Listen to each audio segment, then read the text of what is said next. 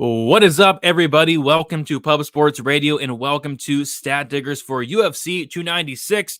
And it is a bittersweet moment here. We have a phenomenal card in UFC 296. We have a bunch of great fights, but it is the last Stat Diggers of the year. It is the last card of the year. And then we go on like a 3, maybe 4-week break, and then we come back in 2024. It's been an incredible year. It's been a fun year. And, we've been on... I don't think we missed a week. I don't think we skipped 1 week in terms of doing this show, Weezy. It's been fun. Are you looking forward to this card, and how do you feel about it as a whole? Yeah, UFC 296 is going to be a fantastic way to end the year. I mean, Colby Covington versus Leon Scott for, bringing the welterweight title back to the United States of America. Donald Trump's favorite fighter getting in the cage here, making his return after a long layoff. So that is a great way to end the card. And then everything before it, Pantoja versus Royval is such a fun fight. The whole main card is really fun. We get the return of Paddy the Baddie Pimblett, my friend. I mean, that's going to be a treat in and of itself. The prelims have got a lot of very interesting fights. And yeah, man, it's been a fun year, dude. Had a good year, in terms of betting. I know you've had a phenomenal year. My year, up. I'm winning, but not nearly as much as I thought I would be. But either way, we're having fun. We're ready for the last card of the year. And then we're going to have a little bit of time off to maybe regain a little bit of sanity, Brady. 3 weeks away from the game, because it's a long year for us content creators. So getting that break at the end of the year, putting some things together behind the scenes to upgrade the content going forward. That 3 weeks off that we're going to get is going to be real necessary for us content creators to take the shows to the next level, which is what the plan is for 2024 for Stat Diggers here. And we appreciate each and every one of you that rides with us each and every week here on Pub Sports Radio, breaking down these fights, looking for ways to stack cash tickets like flapjacks, watching the UFC, the best sport that there is. So yeah, I'm looking forward to ending this year strong and having a good show tonight, Brady. 100%. My goal for UFC 296 is ultimately not to lose 67 units. I want to finish in the positive for this year. So I can't F up. I can't lose 67 units, but I think. But why did you put 50 units on Tony Ferguson then? I mean, come on, Brady. I mean, like you can't. It's like you're trying to give it back, But I mean, we'll talk about that fight. We'll talk about El Cucuy and Pimblett and all the rest of them here tonight. 50 units to win 150 units. I mean, what could go wrong there? Nothing, right? All right, Weezy. We'll talk about last night's card. A lot of people kind of crapped on the card after the fact. I said before the card that I didn't think it was that great. A lot of people got like really upset about me or with me because on my prediction show I was kind of crapping on like the Amanda Alan Carr fight. I crapped on like another fight. People were really upset about it, but yeah, I mean I was right.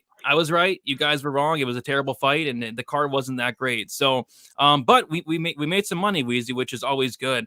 So yeah, so I start with the losses. So this is frustrating.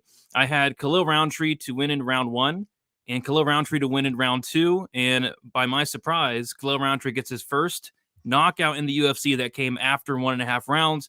He hurt Anthony Smith really bad in the second, just didn't follow up. And then he flatlines him in the third, like 20 seconds in. So that was annoying. Felt like that should have hit. And then I played violence in the Muniz Park fight, just a weird fight. So I bet the Muniz sub 1 wasn't really close, although he did get Park down a couple times in the first round. And then I bet Park round 2, round 3 for a half unit each. I'll tell you what, after the first round, I felt really, really good about those Park bets because Park almost finished Muniz in the first. It looked like, he almost got him out of there with the ground and pound at the end of the first. And I thought, okay, Muniz is going to break in the second or third, but it was Muniz that like out cardioed, Jung Young Park. It just made absolutely no sense. It almost looked as if Jung Young Park didn't even train for the fight. I mean, none of his stuff, no takedowns. He didn't work his way back up. It was just a terrible performance from Jung Young Park. Did I think he won? Yeah, I did. I thought he won. But still a terrible performance nonetheless. So those don't hit as well. Quarter unit shot on Sumadarji by submission plus 2,700. I should have bet the fight ends by sub. Mistake by me on that one, but yeah, just 2,700 caught my eye, and then it came out that Tim Elliott only had like 2 practices prior to the fight, so And then the wins were Hack Brass knockout plus 420. I mean, crazy odds there. And I went pretty heavy on it. 0.75 units to win plus 315 units, which was awesome. I had Hung Sung Park to win in round 2 plus 380 for a half a unit to win 1.9 units. So big hits there. And then my biggest play of the night was Steve Garcia Mel Costa fight won't start round 3, 1.5 units minus 138 for a grand total of 2.89 units. A couple mistakes, couple really slight mistakes, and really close to like a massive night, but I'll take about almost 3 units on a pretty tough card, to be honest. It feels like a lot of people struggled, and yeah, it was a tough card, so don't blame them. Weezy, how'd you do last night? Yeah, we talked about it when we broke down that card, Brady. You know, that first of all, the Heian and Amanda fight against Alan Carr, that was a fight that was made like 10 days before they actually got in there and fought. So they were both completely exhausted, it looked like, after round 1. Amanda did nothing after round 1. She threw no volume. And then I thought the Egger fight was absolutely god awful. That was just a terrible fight. Two grapplers who were striking. Neither one of those ladies could hit water if they fell out of a boat. And it was just a really bad striking. I mean, Luana Santos is fun to watch, but not because of her fighting, you know. So it's definitely, there were some fights that just didn't match up, you know, because of the late notice nature of the card being moved from China to Vegas, and then they had to put a couple last minute fights on there. So it just, you know, a couple of those fights didn't really look great, but you know, the ones that were made out to be there the whole time were fun fights, but I really didn't have any action. I had a small bet on Sue Madarji to win by submission at plus 2,500 because Tim Elliott gets subbed all the time and he took the fight on short notice. So figured I'd take a shot on that. That didn't work out, but had 1.5 units at plus 132 on the under 1.5 rounds for Costa versus Garcia. And that cashed. That cashed for like 1.98 units. So I was up 1.73 units tracked. Greasy 4-leg parlay.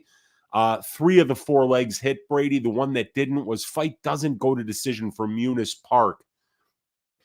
I thought Park would have a ton of conditioning there. I thought Muniz would either get a early submission or gas out trying to get it and get finished late. But that fight didn't even come close to finishing from what you told me. I didn't get to watch that one. But yeah, so I finished up. My underdog play of the week hit. So that was a couple more units. Very close on the greasy 4-legger. But yeah, I'm really looking forward to moving on to this week, the last card of the year, pay-per-view, much, much, much higher level card, a lot more data to lean back on and to analyze here. So I think we can really do a much better job of finding bets and cashing them this week.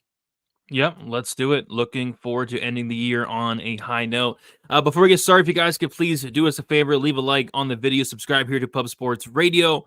We will be live Wednesday for the DFS show. We got me, Monk, Gordo. Actually, Gordo won't be there because Gordo has exams, but me, Monk, and Weezy will be on Wednesday for the last show of the last DFS show of the year. And also doing a shout out the Pub Sports Radio predictions contest each and every week. $100 the first. Nothing's changed there. It's free to enter. Go to pubsportsradio.com and check out the contest that is done weekly. All right. And let's shout out the chats. Ever since saying justice for the Iron Turtle. Yeah, I thought he won, but I also thought he looked terrible. I mean, I'm not sure what he was doing in that fight, but yeah, I thought he won. We got Moneyliner in the building. What is up, Moneyliner? JP. We got Brandon in the building. Robert is in the building as well. KO. Daniel, what is up, Daniel? Jay Breezy, JP, Anthony, Winner Circle. Who else we got up in here? Ice Viking. And I think that is about it. Robert as well. All right. I say we get into it, Weezy. We have a lot to talk about. How many fights are on this card? Is it 13 or 14? Is it? I think it's 14, dude, unless something dropped off. Gosh. Yeah, we got our work cut out for us today. Let me see. 2, 4, 6, 8, 10, 12, 14 fights, baby. Let's get into it. Let's go. Oh my God. Even with there was a fight that just recently fell out on the card. What fight was that? It was really recent. I'm gonna pull it up. Oh, but I think it was just Mitchell stepping in for Emmett. Because Emmett had a fight. Yeah, that was it. Mm-hmm. Yeah, so now Mitchell's fighting Emmett. So they already got him that short notice replacement. But of course, terrible job by Emmett's, you know, because Emmett's supposed to be fighting who? A striker. Yeah, pure striker. And now they're like, hey, you want to fight Bryce Mitchell? You've been training for a striker your whole camp. And now you're going to, somebody's going to wrestle you. It's a bad late notice replacement for Josh Emmett. Not only is he fighting a wrestler, he's fighting a crazy person, which is even scarier. It's always. Yeah, I would not want to fight a crazy person, that's for sure. All right, but let's get into it. So this order is the current order. It probably changes, but we'll see. We got Randy Brown going against Muslim Salikov. We got Randy Brown, 33 years old, 6'3" with a 78-inch reach. Muslim Salikov, 39 years old, 5'11" with a 70-inch reach. We got Randy Brown, 6 years younger. It's going to be Randy Brown with a 4-inch height advantage, and then it's Randy Brown with an 8-inch reach advantage. And also Muslim Salikov, I think he's lying. I don't think this guy's 39. I think maybe add 10 years onto that, and I think you get his real age. This guy's not in his 30s. I don't believe it. So another liar there with Salikov, which is fine. People lie. It is what it is. Randy Brown, he's 4-1 in his last 5 fights. He had a decision win against Jared Gooden, a decision win against Chaos Williams, decision win against Francisco Trinaldo, submission loss to Jack Della Maddalena, then a decision win against Wellington Turman. As far as Muslim Salikov, he's 3-2 in his last 5 fights. Decision win against Elias Zaleski dos Santos, decision win against Francisco Trinaldo, knockout loss against the Leech, knockout win against Andre Fiallo, and then a decision loss against Nicholas Dalby. So, yeah, I mean, I'm probably one of the biggest Muslim Salikov haters out there. I've never really been a big fan of this guy. I think he's an incredible striker, but he's very low volume. I don't like his cardio. I don't like his ground game. Nobody's really tested his ground game, though, in a long time. But yeah, never really the biggest fan of Muslim Salikov. And now he's 39 years old, almost 39 and a half. He's going against Randy Brown, who's just much younger, much bigger. And that 8-inch reach advantage is no joke. So yeah, I mean, I like the reach of Randy Brown. I like the volume of Randy Brown. I like the cardio of Randy Brown, and I think if there's any grappling in this fight, it's going to come from Randy Brown as well. So, yeah, I think there's a lot of reasons to like Randy Brown in this fight. I'm kind of leaning that way. But Muslim Salikov's a guy that has just burnt me so much in the past because I would pick against this guy every single time, and he would always find a way to win. But, yeah, I mean, I like this fight for Brown. I think it's a solid one for him. Weezy, what are your thoughts on the first fight of the card? Yeah, I mean, I love the measurables advantages that Randy Brown has here. 6 years younger, 4 inches taller, and an 8-inch reach advantage against somebody that kicks so well in Salikov. Now Salikov is going to have to actually wonder, can I maintain distance against somebody as massive as Randy Brown? And the answer is probably no. And not only is Randy 6 years younger than Muslim, he's also the more experienced fighter overall and in the UFC.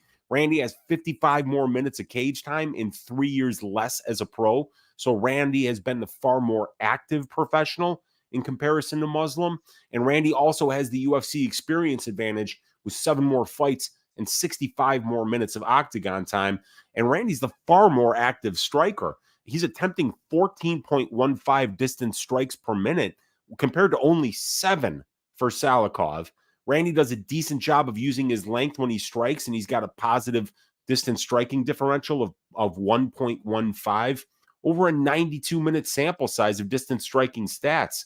So Randy's height, reach, volume makes him an efficient minute winner at distance striking range, as Randy is 6-1 to the decision in his UFC career. And he's also a pretty efficient grappler, too. He gets out-controlled 27% to 18.5%. But he's attempted only 23 takedowns while his opponents have attempted 47 against him. And Randy's takedown accuracy at 39%, his defense at 74.5%. They're both above average for the division, and he's a tall guy. They're very difficult to take down and hold down, but we really don't have to worry about that against Muslim Salikov because Muslim's the king of Kung Fu. He's a dynamic, precise, technical striker. He's 13-1 to the knockout in his pro career. He's low volume, but he's extremely accurate at 48.5% at distance and defensively responsible at 67.64% at distance.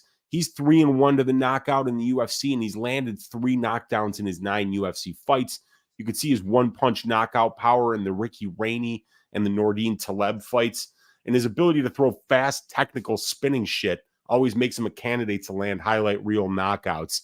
80% of Muslim's octagon time is spent at distance striking range, where he does his best work, winning minutes and moments with his positive 0.71 distance striking differential and over 1% distance knockdown percentage. And Muslim's UFC wins rate a little bit better than Randy Brown's wins rate on my strength of schedule metrics. So I kind of like Muslim's wins as well. But, I got to go with the younger guy, the longer guy, especially the guy who's just at a different trajectory in his career right now, having won 4 out of his last 5 fights. The only fight that he lost was, to Jack Della Maddalena in Perth, Australia.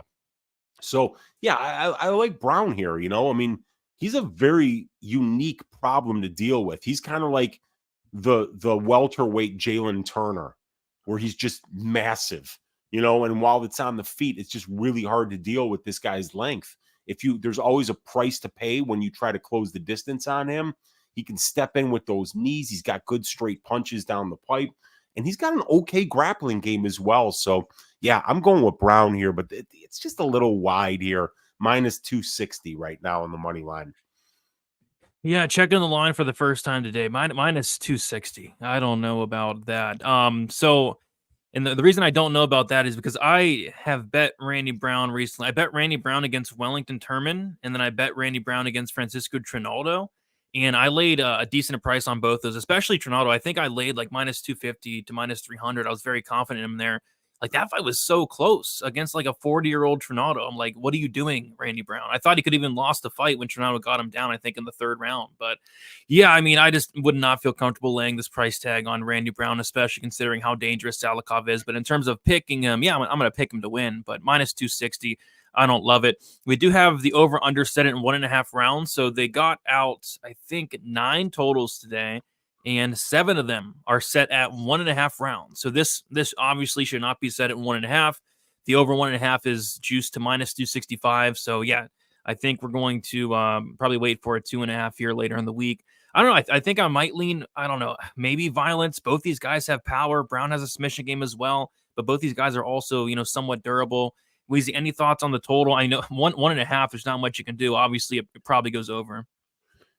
It probably does. Yeah. I mean, minus 265 could potentially be a parlay piece. And, and that's what we got to do now. This is what BetOnline is doing. They're taking fights that they would normally open at a 2.5 round total and opening them at 1.5 to kind of discourage the underbettors and make the sharp overbettors pay a lot more juice. So it's something we're going to have to adapt to, and we're going to have to understand that some fights that we would normally expecting to be opened at 2.5 are going to be opened at 1.5 going forward here on BetOnline. This has been a trend over the last 3 cards, Brady, and we could probably expect to see that continue in 2024. So, yeah, I think we got to find those spots, and they do allow us to parlay these totals. So when they mess up and they give these 1.5 round totals, maybe we can find a couple of overs that we like, parlay them together, get close to even odds. That would be the way I would play this. And I wouldn't mind parlaying that minus 265. It's not completely out of the realm of possibility here, but I think there are actually a couple better spots later on in the card that we can talk about in terms of overs. Yeah, I mean, I hate this trend because that's just not, I don't really do that. But yeah, I think it does go over. The only over I parlayed was it was like a Lipski Aldrich fight. I did parlay that over, but I don't know. Nothing really sticking out thus far. Maybe like an under 2.5, maybe, but I don't think I'm touching this fight. We got viral video coming in here saying he just tuned in because he likes us, appreciate that, and he doesn't want us to waste our money. And he's saying Colby is going to win. Trust me. What do you think? He's going to do it for America, Brady. The United States of America, maybe in a little bit of a rut right now, but I think that a Colby win on Saturday kind of turns things around for us, baby. Gets us headed into the right direction. It's going to set up a beautiful 2024 for America. And this Leon Scott bum, I don't think he has a chance either, Brady. BetOnline wants you to parlay those overs for a reason. I mean, there's always a reason. There's always a reason. There is, yes. Andrew's correct. I agree with him. Yes. All right. Randy Brown got outstruck by Francisco Trinaldo in Wellington Turman. He didn't get outstruck, but it was a lot closer than it really needed to be, I'd say. But let's see here. They know they make money by folks parlaying over 1.5 chalk overs because value. I mean, there could be value. You never know. but we'll see.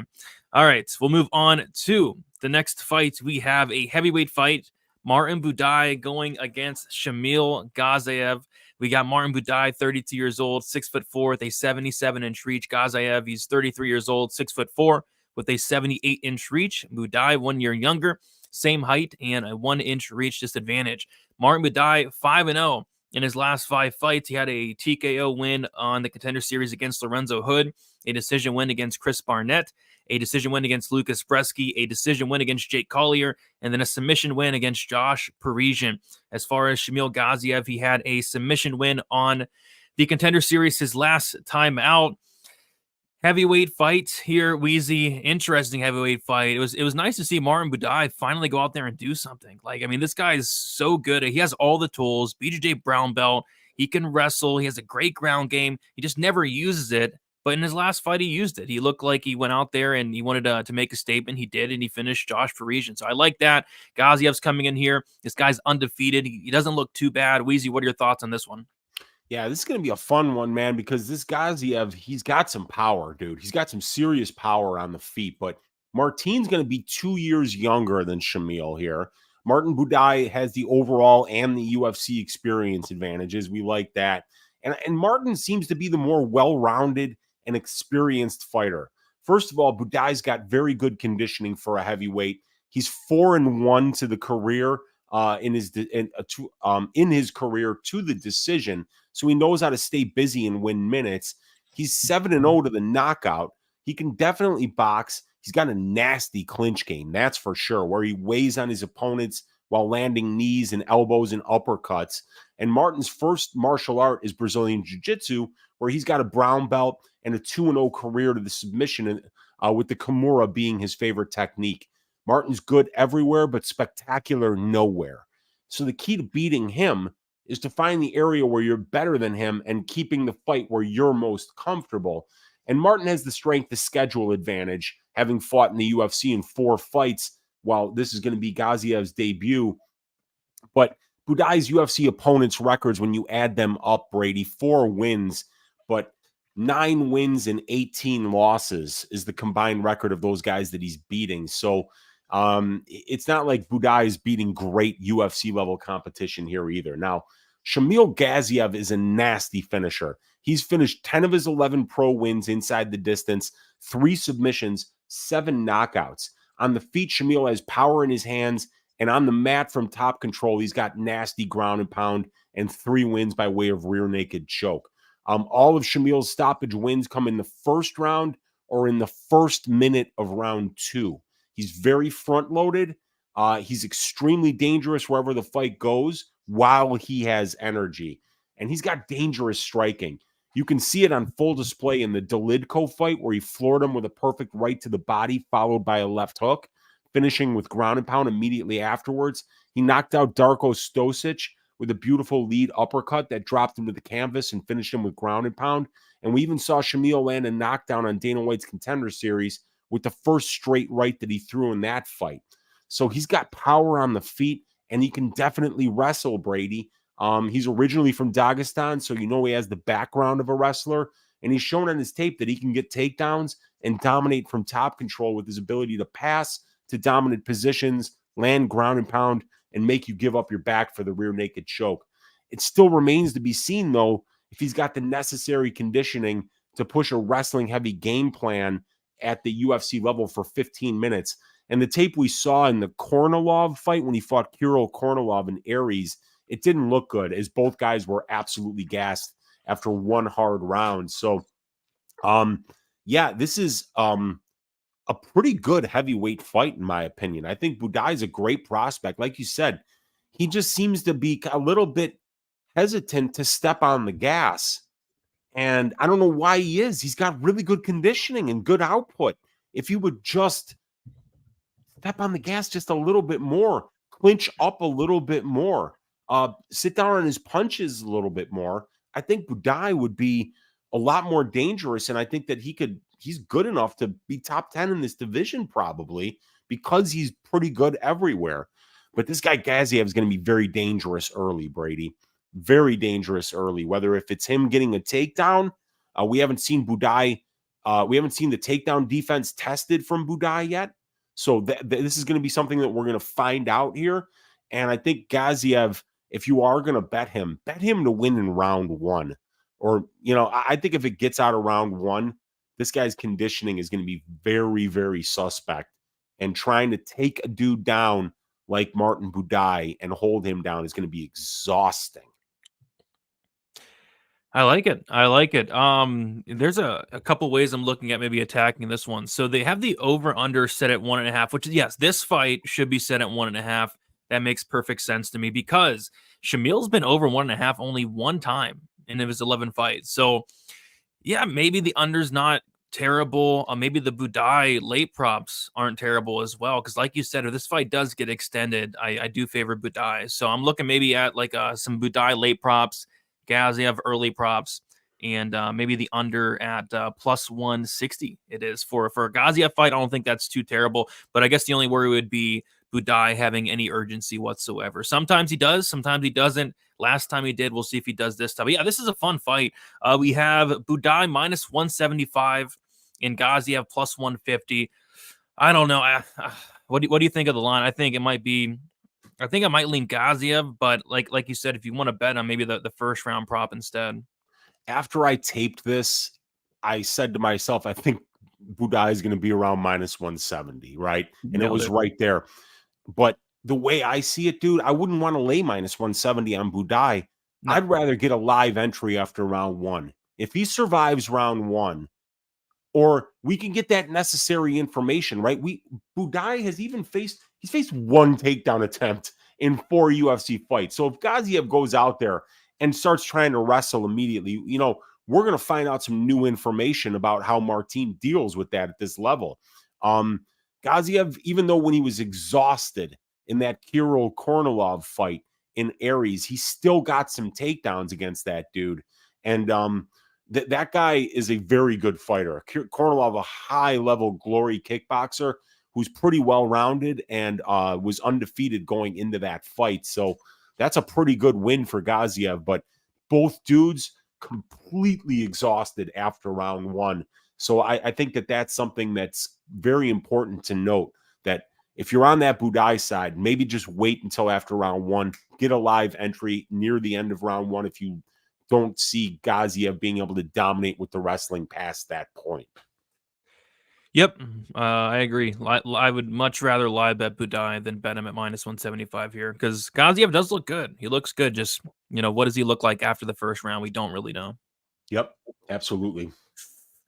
All right, so we'll keep moving on. Then we have this, I think, is like a somewhat recently added fight here. We got Andre Fili going against Lucas Almeida.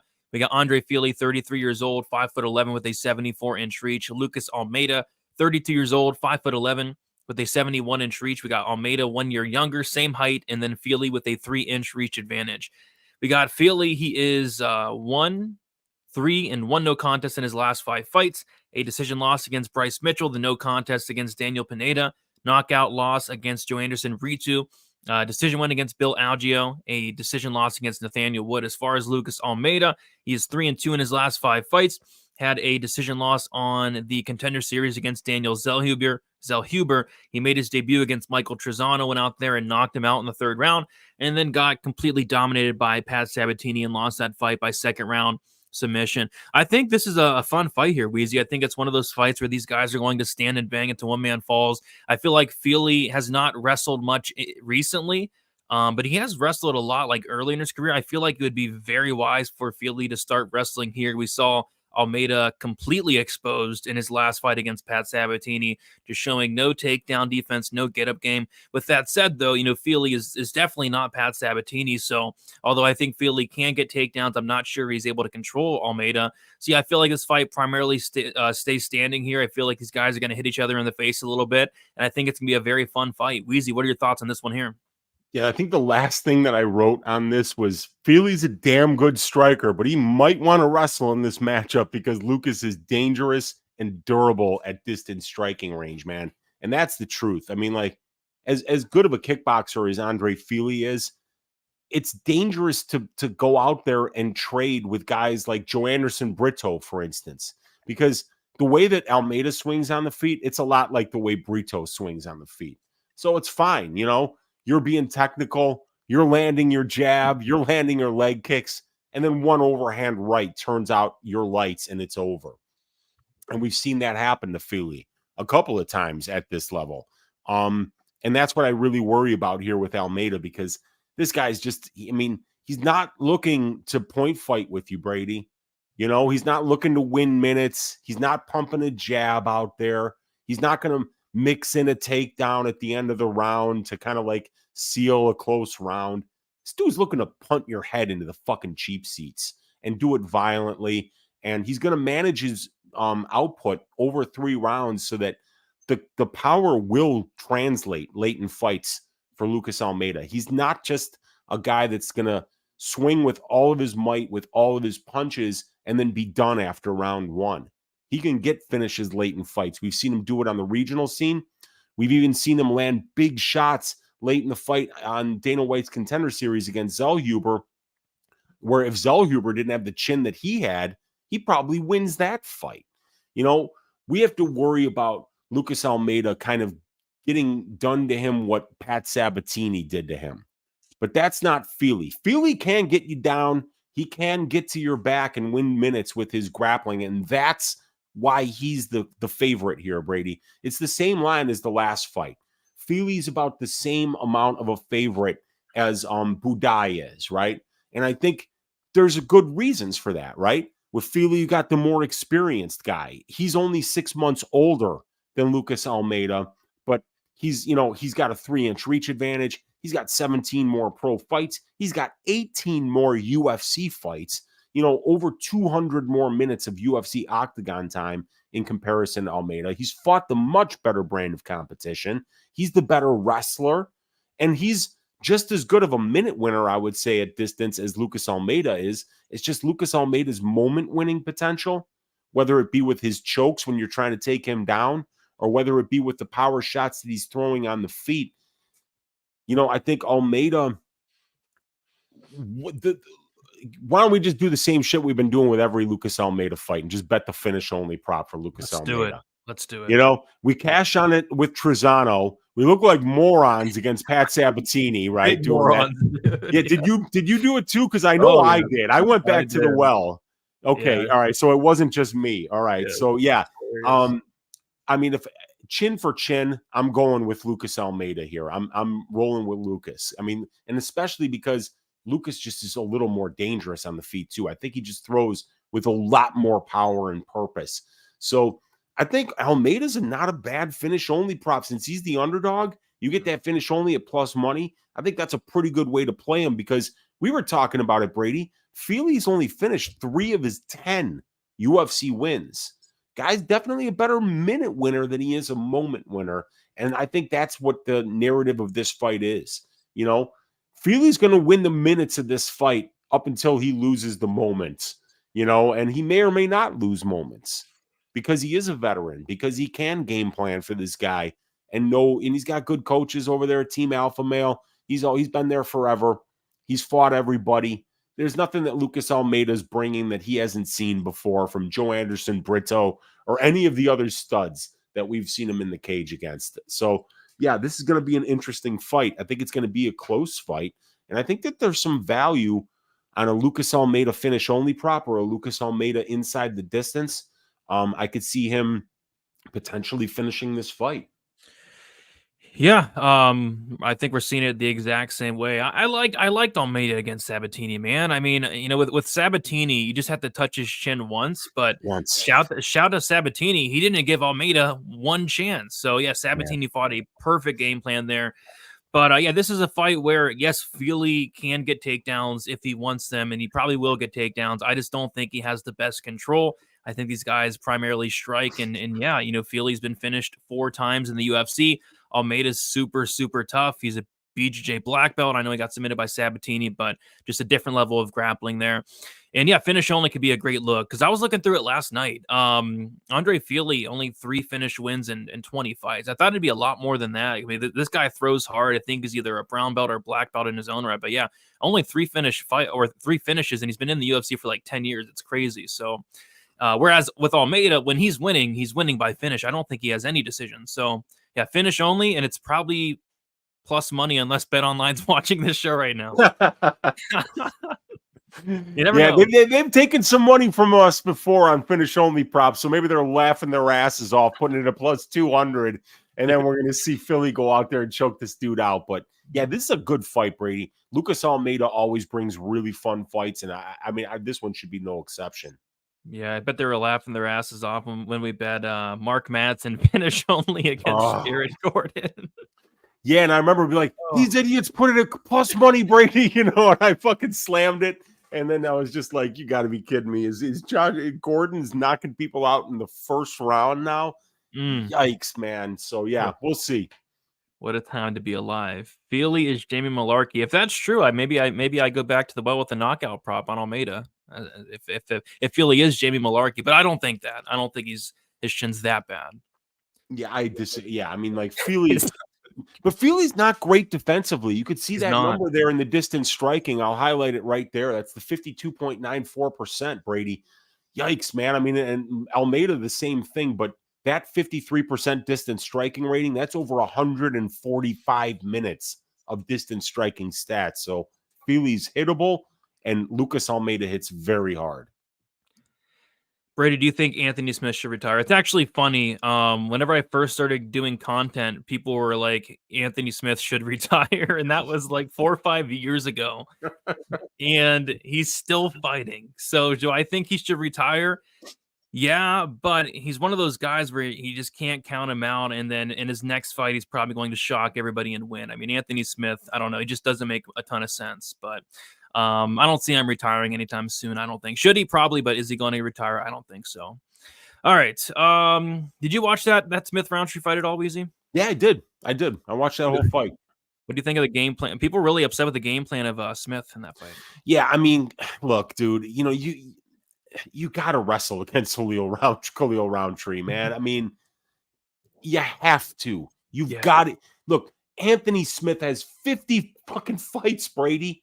You've been a mixed martial artist for longer than a lot of people have been alive. You got more fights at high level than so many guys that have ever done this sport. He's a legend. You can't wrestle? Really? You haven't learned to wrestle yet, Anthony? Because why would you want to fight Khalil Roundtree's fight? And then here he is. I mean, I guarantee you his head hurts today.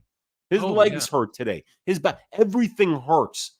And you see guys like George St. Pierre, cage side, big smile on his face. Like when he puts a few sentences together, they actually make sense. And you're like, wow, George can actually still function at a high level because he wasn't a moron. He didn't stand in front of powerful strikers and trade blows with them. He took them down. He put their back to the mat. He stayed safe, and he lived to fight another day. And he put win after win after win after win together. People called him boring.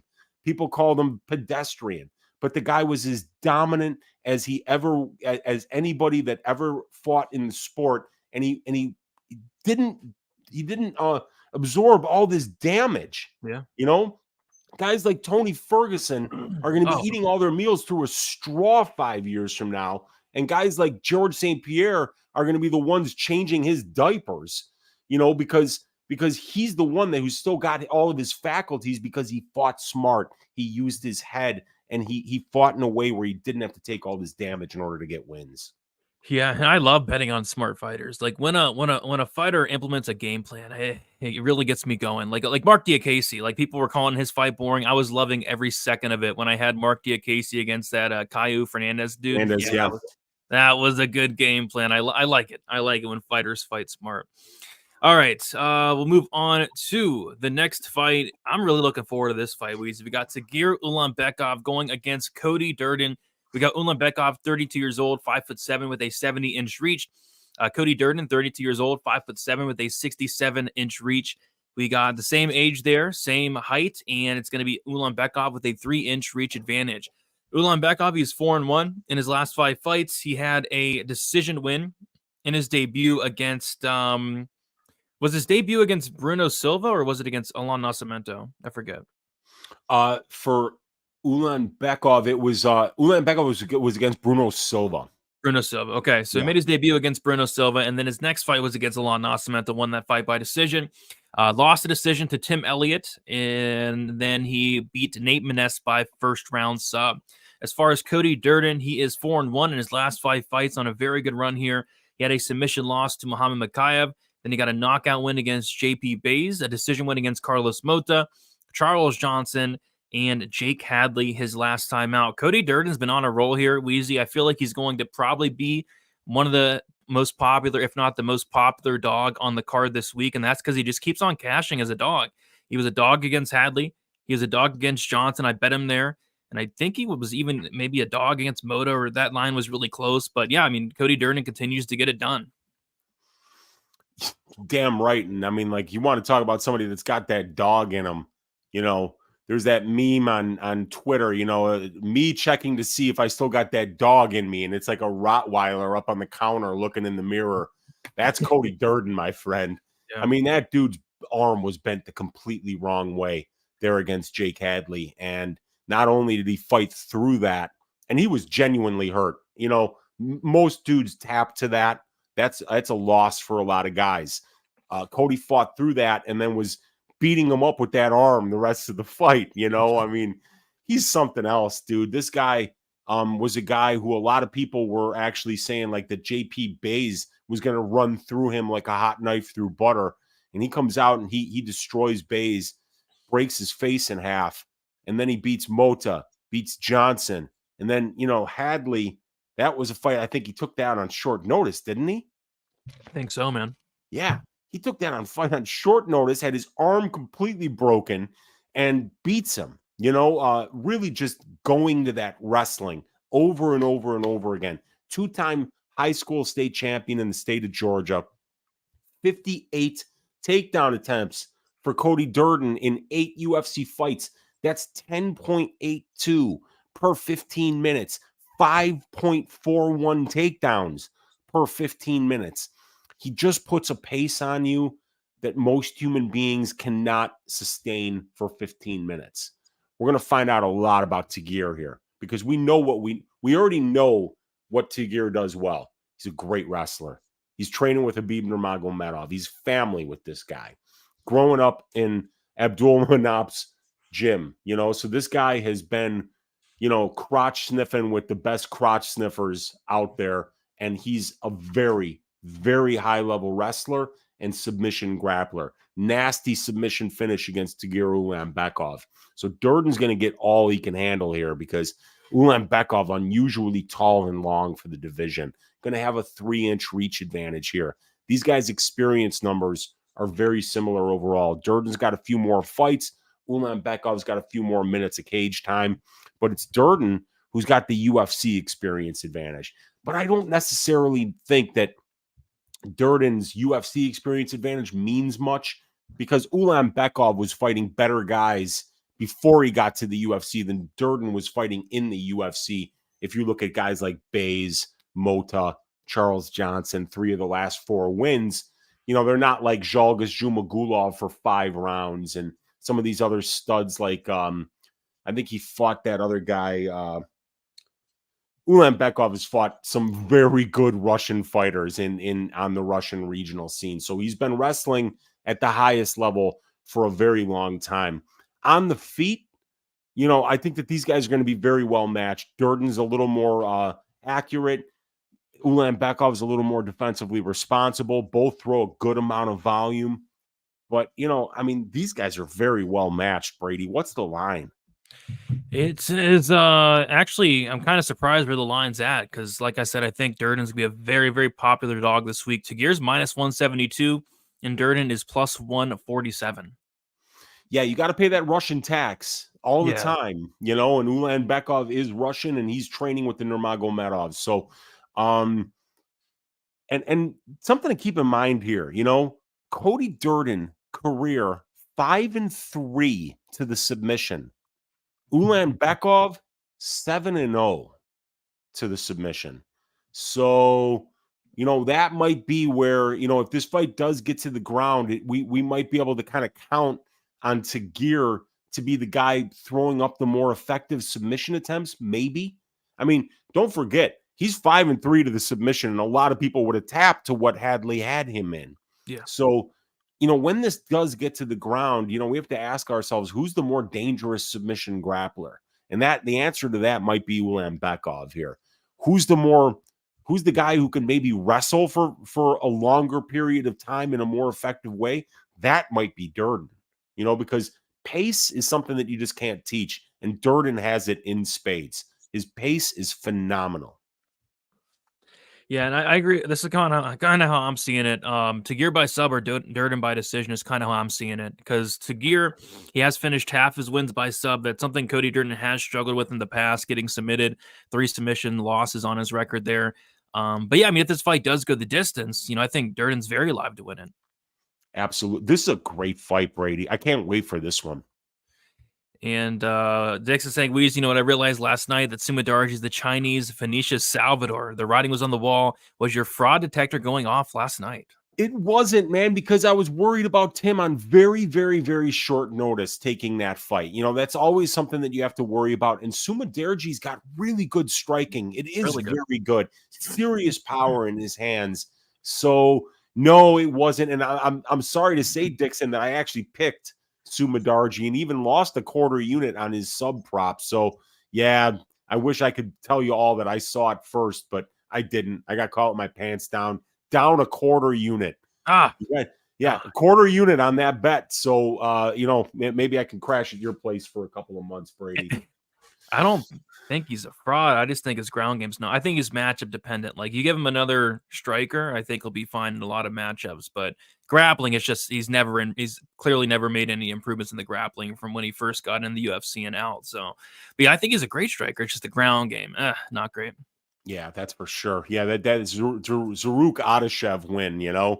Maybe we need to get him back in there with Zaruk to get another win under his belt. Wait, Sumadarji was ranked? Now that's kind of surprising. I guess there's not a ton of flyweights, but still, Sumadarji being ranked is kind of interesting. Yeah, maybe they just wanted to get those Chinese fans excited. Yeah, maybe that's it. And Mark saying Cody Durden at plus money is always worth a shot. I agree. Keeps producing as a dog. I agree. So yeah, we'll see where this line goes. I'm gonna be taking a look at maybe Durden by decision or Tagir by sub. I think those are two very live outcomes there for both guys. Absolutely. That's such a good fight. Heck yeah. Durden will win. I think I picked him his last 2 as an underdog. Yeah, I mean, I bet Durden as an underdog against Charles Johnson, and he not only won that fight, but it really wasn't even close. And so that was nice. And I did have Hadley by sub, which it kind of made me want to, bust my TV with a baseball bat, because it couldn't get any more close. I mean, the sub prop was, I think I got value on my sub prop there at decent plus money, but Durden did not tap. So shout out to him. He's super tough. All right, we'll move on to the next fight. We got Alonzo Menafield going against Dustin Jacoby. Menafield, 36 years old, 6 foot with a 76-inch reach. Jacoby is 35 years old, 6'3" with a 76-inch reach. We got Jacoby 1 year younger. That's going to be Menafield with a 3-inch height disadvantage, and then they're the same reach there. Menafield is 3-1-1 draw in his last 5 fights. A decision loss against William Knight. A knockout win against there's a fraud. My gosh. Askar Mozarov, probably one of the biggest frauds to ever enter the UFC.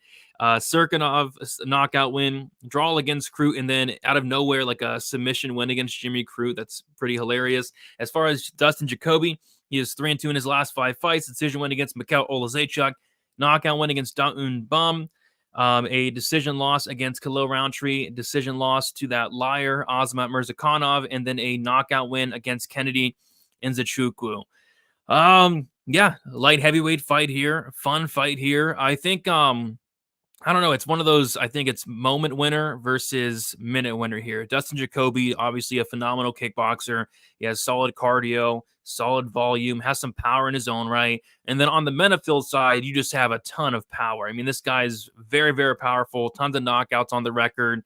I don't know. I feel like if this fight does go the distance and get extended, obviously you favor Jacoby, but Menafield has the power to maybe put his lights out, maybe drop him. We've seen Jacoby dropped, a lot in the UFC. So I don't know, a fight that kind of confuses me, a fight that I kind of just want to stay away from. But Weezy, what are your thoughts on this one?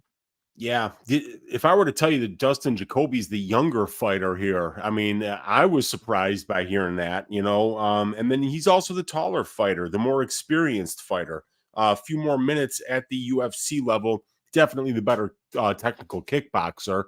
And if we're looking at overall strength of schedule and strength of schedule in the wins, I lean Jacoby in all of those places.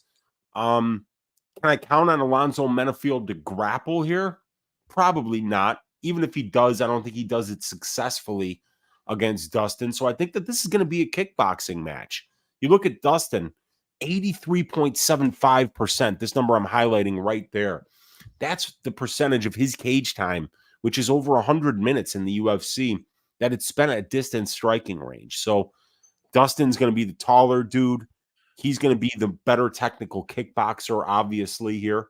But he's going to have to worry about the power coming the other way from Menafield, obviously. Menafield's just an athletic freak, bricked up with muscle, but also fast, and also a very underrated grappling game, in my opinion. I mean, like, this guy, because he's built like a refrigerator, if he gets his arms around you and gets you down to the ground, it's like having a slab of marble on top of you. And he's looked damn good from the top. Sure, it's against bums in Sharant and Mozarov, and he did sub Jimmy Crute, though. That's a pretty good feather in his cap. I like his grappling game, and I like, if I saw Menafield kind of have some process to get fights to the grappling, I think that he'd be a lot more live here. But I do like Dustin in this spot. I like that he's younger. I like that he's more experienced. I like that he's the better technical guy. I think he's the better minute winner. Definitely the better volume guy. But Menafield's just very explosive. So you have to really worry about that when you're betting against a guy like that. Menafield's only been knocked out once. I believe it was by Ovince St. Preux, if I'm not mistaken. Yeah. So, we have seen Menafield get starched before, and Jacoby's a guy who can absolutely do that to you because of his accuracy, because of his precision. But like you say, he probably is the better minute winner here, while I would still rate Menafield as being the guy that's more likely to win moments, whether it's in the grappling or whether it's in the striking exchanges. What do we got for a line on this one? Yeah, Jacoby minus 255 and Menafield plus 215. I mean, I think Jacoby should win this fight as long as the chin holds up. I think Menafield's kind of knockout or bust, and it's kind of hard to pick a knockout or bust type fighter. So yeah, I think Jacoby should win, but minus 255, I don't love it, to be honest. Any thoughts on the line? And then the total set at 1.5. I don't know. I'm kind of leaning like Jacoby decision. Like, Menafield is pretty tough. Let me see here. Menafield has been knocked out, I think, once in his career. Yeah, one knockout, one finish loss in 18 fights. So I don't know. I'm kind of leaning Jacoby, maybe decision, but I really don't like the price tag here. Yeah, it's a wide line, right? And he's coming off that really nice first round win over Kennedy and Chekwu. That's a great win. But just before that, he was frozen Oh, he for looked 3 terrible. rounds by Azmat Mirzakhanov. So, you have to keep that in mind. Great performance prior to that against Khalil Roundtree, a fight that he should have won. Great knockout of Da Un Jung before that. He beat Mikhail Oleksiejczuk while having a leg injury in that fight. Basically beat him with just his boxing, which was very impressive against a guy like Oleksiejczuk, who pressures and throws as much volume as he does. So, yeah, I mean, Jacoby, if you're not going to be out there proactively wrestling this guy, it's hard to picture minute and moment winning going the way of Jacoby's opponent. It's just hard, and it's not really Menafield's game. So, yeah, I see why Jacoby's the favorite here, but I don't know if there's value on him at this line, man. I mean, the value might be on a Menafield finish only prop here, for instance. Yeah, I mean, I did bet on Jacoby against Ozmat. I mean, that was a sickening performance, especially I when did too. Ozmat was like gassed out in the third round, and Jacoby just was like looking at him and clinching when he needs a finish. I mean, it was disgusting. So, yeah, I'm gonna pick Jacoby probably by decision, but nothing is really sticking out from a betting perspective. We got Bradley in the building. What is up, Bradley? Mark liking the under at 155. Pick him liking the over. I would lean over, but it's minus 205. I don't know. Any thoughts on the over under? So my prop template likes the under, Brady, and I'll tell you why here. So I got a plus 165 as the under 1.5. Is that still the case? Yeah, 165. Okay. Menafield, 6 of 11 UFC fights finish under 1.5. And for Jacoby, it's 4 of 10. You add that up, 10 of 21. That's 47.62% of their combined UFC fights have finished under 1.5 rounds. We're only paying 37.74% on the line. It's actually a trifecta bet on my prop template with about 19% in savings total. So under 1.5 at plus 165 is the bet that the data likes. The previous performances of both fighters compared against the price of the line and the finish rate for the division, which is about 45.3% of light heavyweight fights finish under 1.5 rounds.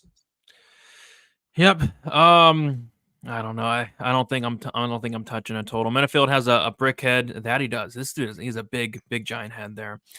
All right. So yeah, nothing really sticking out there for me on that one. We'll move on to the next fight. We have Casey O'Neill going against Ariane Lipski. We got Casey O'Neill, 26 years old, 5'6" with a 69-inch reach. Lipski, 29 years old, 5'6" with a 67-inch reach. O'Neill, 3 years younger, same height there, and then O'Neill with a 2-inch reach advantage.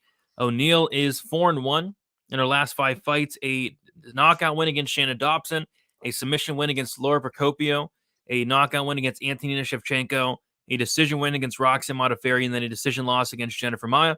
As far as Ariane Lipski, she is 3-2 in her last 5 fights: knockout loss against Montana De La Rosa, a decision win against Mandy Bum, a knockout loss against Priscilla Cachoeira, a decision win against JJ Aldrich, and then a decision win against Melissa Gatto. So Ariane Lipski, her last 2 fights is cashed as a dog. Against Melissa Gatto, she was a dog. Forget what the line was, maybe plus 130, 40, around that area. Against JJ Aldrich, though, she was a massive dog in that fight. I think Aldrich was like minus 300, Weezy, and that was the show where we're like, don't bet JJ Aldrich at minus 300, and people in the chat were like getting mad at us. Remember that one? So Lipski back-to-back cashes as a dog, and I've never really been high on Casey O'Neill. I tried to fade her against, I think, Laura Procopio, where that was the fight where Procopio gassed out randomly but was having success, and then I think that's the only time I tried to fade her. But yeah, I never really been high on Casey O'Neill, but this is a matchup where I think Lipski could really struggle here as long as Casey O'Neill comes in here with the right game plan. And that game plan is going to be to wrestle. But I don't think we've seen much wrestling from Casey O'Neill in her last 2 fights. Against Jennifer Maia, I don't think she got many takedowns, if any at all. Against Roxanne Modafferi, I don't think she got many takedowns in that fight either.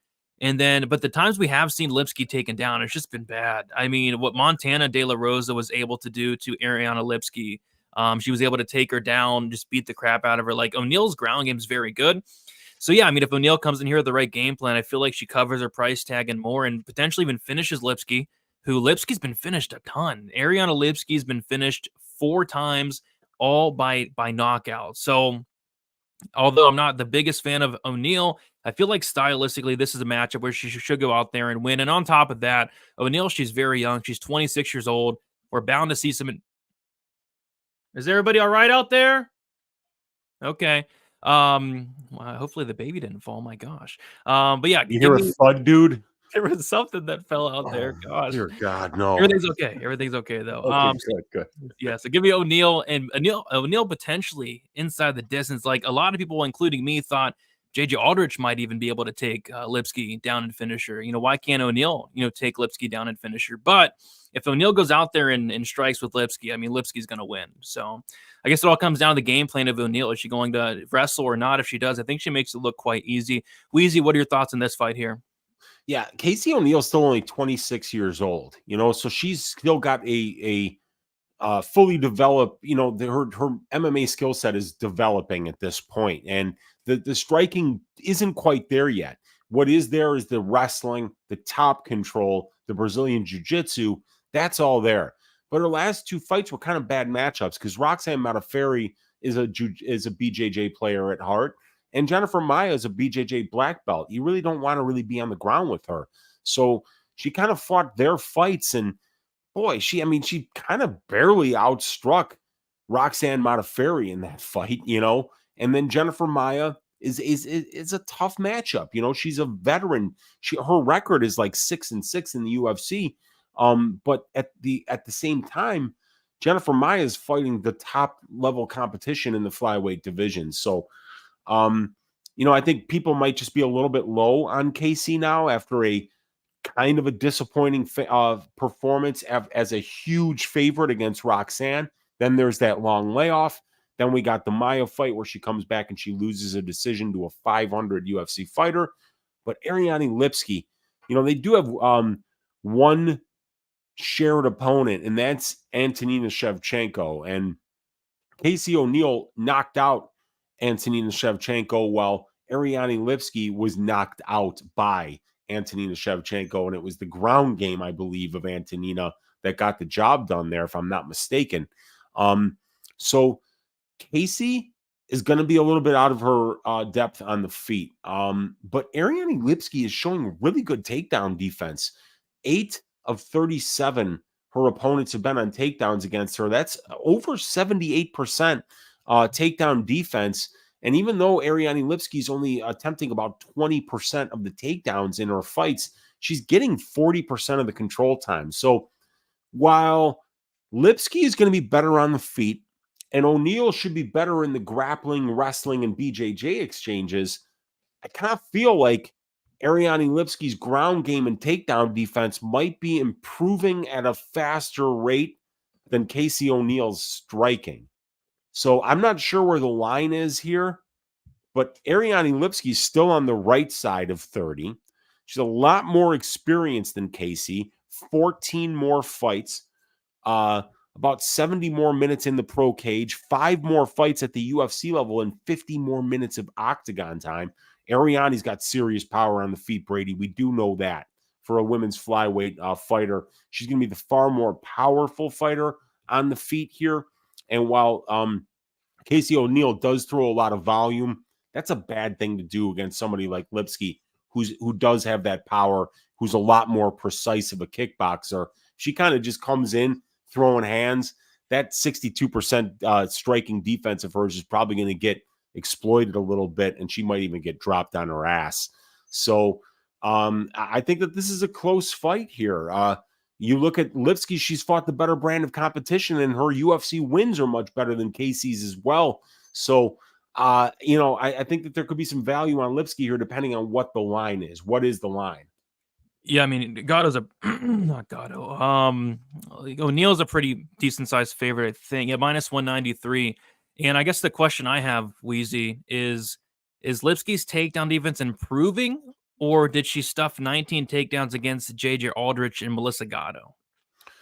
Well, she stuffed 19 against them and won both of those fights. And Aldrich, while not really a great grappler, Melissa Gatto is somebody that you don't want to be on the ground with.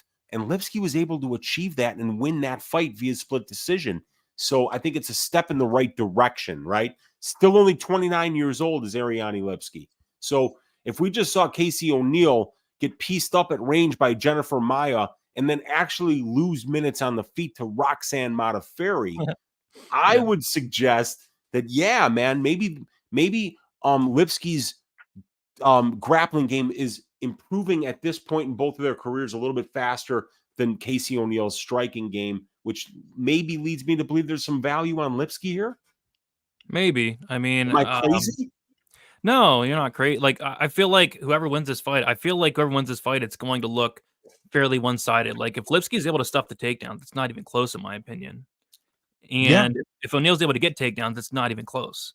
Because we really haven't seen Lipski on the ground because she is stuffing takedowns, right? So, yeah, maybe an under could be in play here. And the under is pretty juicy, at least last time. Of course, money's coming in on it. Of course. Yeah. The under was plus 240. Plus 240. And then is that where it opened? I never even saw it there, dude. Yeah, I saw plus 200, and that even opened my eyes a little bit. But it's 190 now. Yeah, so it moved to 190. I don't hate like an under because on the feet, yeah, Lipski's going to have a big advantage, and then on the mat, O'Neal's going to have a big advantage. The striker versus grappler type matchup. Yeah, I don't hate like an under. I think even at plus 190 is something I might be taking a hard look at. I don't mind it either, dude. It's kind of striker versus grappler, isn't it? Yeah, was that one of the trifectas on your prop template today? It Or was close to a trifecta. Let me look here. Where is? Oh yeah, there it is. It actually still is a trifecta at plus 190. 34.5% is the price of the line. 36% is the under 2.5 rounds for flyweights. And 40% of their combined 15 fights. So 2 of 5, which is 40% for O'Neal, and 4 of 10, which is 40% for Lipski, combines to 6 of 15, 40% of their fights finishing under 2.5 rounds. 34.5% is the price of the line. 36% is the under 2.5 rate for the division. So it's a trifecta bet with over 10% in combined savings between the three comparisons that we make. Not bad. Not bad. I'll be taking a hard look at some violence there. Yeah, Lipski has been improving with Amanda Nunes. Mark saying O'Neal KO round 1-2. She's going to smash Lipski on the ground. She has to get it there. But yeah, if she gets it there, I mean, we saw Antonina smash her. We saw De La Rosa smash her. Yeah. All comes down to if she's able to get takedowns, or even if she tries to get takedowns. She hasn't wrestled in a while, but like Weezy said, matchup dependent. You know, you don't really want to take down Maya or Roxanne. Let's see. All right. We'll move on to the next fight. Then we have a confusing fight, Weezy. I mean, with Cody Garbrandt going against Brian Kelleher. We got Garbrandt, 32 years old, 5'8", with a 65-inch reach. Brian Kelleher, he's 37 years old, 5'6", with a 66-inch reach. Garbrandt, 5 years younger, 2-inch height advantage, and a 1-inch reach disadvantage. Cody Garbrandt is 2-3 in his last 5 fights. Knockout loss against Pedro Munoz. Knockout win against Rafael Assunção. Decision loss to Rob Font. Knockout loss to Kai Kara France. And then a decision win against Trevin Jones. As far as Brian Kelleher, he's 2-3 in his last 5 fights. A decision loss to Ricky Simone. Decision wins against Domingo Pilarte and Kevin Kroom. And then submission losses to Umar Nurmagomedov and Mario Batista. So, yeah, I was at the fight between Garbrandt and Trevin Jones in Vegas, and everybody was booing Cody Garbrandt in that fight, and I was loving it. I had Cody Garbrandt decision only at like minus 120, and I went pretty big on it. Everybody's like, this fight sucks. I'm like, I love this fight. Keep doing nothing, Cody. Don't get knocked out. I love the game plan here, which was a great game. Like, that's the game plan he has to fight with, right? He can't go in there and slug it out anymore, because he has probably one of the worst chins in the UFC at this moment. So I don't know. I don't know what to do with this fight. Garbrandt's like a big favorite, I think, which, you know, laying chalk on Cody Garbrandt against anybody is just it's a no-no. I mean, so I don't know, Weezy. What are your thoughts on this one here? Yeah, it's tricky, right? Because like on paper, right, Brady? I mean, it should be Garbrandt. He's 5 years younger. He's 2 inches taller. He's got a lot less tread on the tires, 20 less fights than Kelleher. You know, Kelleher's got 38 fights. 38, you know, while Garbrandt's got 18. So, yeah, I mean, like Kelleher's got twice as many minutes in the cage, 154 for Garbrandt, 308 for Kelleher. So there's a lot of miles on those Kelleher tires. So Garbrandt's younger. He's taller. He's definitely more powerful on the feet. I mean, Brady, this guy's landed 10 knockdowns in the UFC in 13 fights. He's landing a knockdown on 2.83% of the distance strikes that he lands. And Garbrandt's fights stay standing at distance striking range 91% of his UFC cage time, which is 132 minutes in the cage. So a guy like Kelleher, who we've seen go out there and get wins against Kroom, against Pilardi, by going out there and getting takedowns and winning minutes on the ground, I don't think that that's going to be available to him. I don't think he's out wrestling Cody Garbrandt, dude, which means that this fight's going to take place on the feet. And, I mean, I just think Cody's better than him there. He's definitely more powerful, right? It's not like we haven't seen Kelleher get knocked out before. I mean, he's been knocked out in the UFC, but Kelleher gets subbed a lot. 8 losses by submission for Kelleher. But it's interesting because Cody Garbrandt's never submitted anybody in his life. You know, he's 0-0 to the submission in his career. Cody's 3-1 to the decision, and he's 10-4 to the knockout. Kelleher is 6-5 to the decision, 10-8 to the submission, and 8-1 to the knockout. So it is kind of interesting that Brian Kelleher is getting knockouts, while Garbrandt is getting knocked out. Does Kelleher have the power to catch him with something here? We've seen Kelleher get 3 knockdowns in 15 fights. 3 knockdowns, 15 fights. So, look, these guys are both fought actually decent levels of competition. But when you stack up the wins, Cody Garbrandt's competition that he's beaten, 40 wins, 35 losses. Well, for Kelleher, it's 29-32. So better ratios, better records. Cody Garbrandt's facing up against, and he's fighting the more experienced competition overall. I think he's more powerful on the feet. He's 5 years younger. He's 2 inches taller. And he's got a lot less miles on the tires. And he's got higher level UFC experience. I'm leaning Garbrandt here, but my God, man, it's hard to sack up and get a Garbrandt or a Kelleher ticket in your pocket at this point in both of these guys' careers. I think there's a lot more questions left to be answered than there are answers on both of these guys right now. Yeah, I mean, imagine laying minus 220 on Garbrandt just for him to get knocked out. I mean, I guess that's what it comes down to. Like, does Kelleher knock him out? I was talking to Moyes on Twitter today. Moyes is thinking like a club and sub. Maybe it hurts Garbrandt on the feet. I guess that's the one thing I'm worried about. I mean, everything points to Garbrandt. Everything. It's just the chin, man. It's not good. It's terrible. But Kelleher's not really a murderous power puncher, so he should be okay. Yeah, I'm not touching this fight. I mean, this is borderline 1-800 gambler for me. You got to pick Cody. It's just minus 220. I would not feel comfortable about that. I barely felt comfortable laying any money on Garbrandt in his fight against Jones, but I did have the decision only, which I thought was smart because if he did get knocked out, it's voided, right? So I don't know. I'm not touching this one. I don't think I'm touching it either, dude. Yeah, minus 220 for Garbrandt, you said? Oh, yeah. That's scary.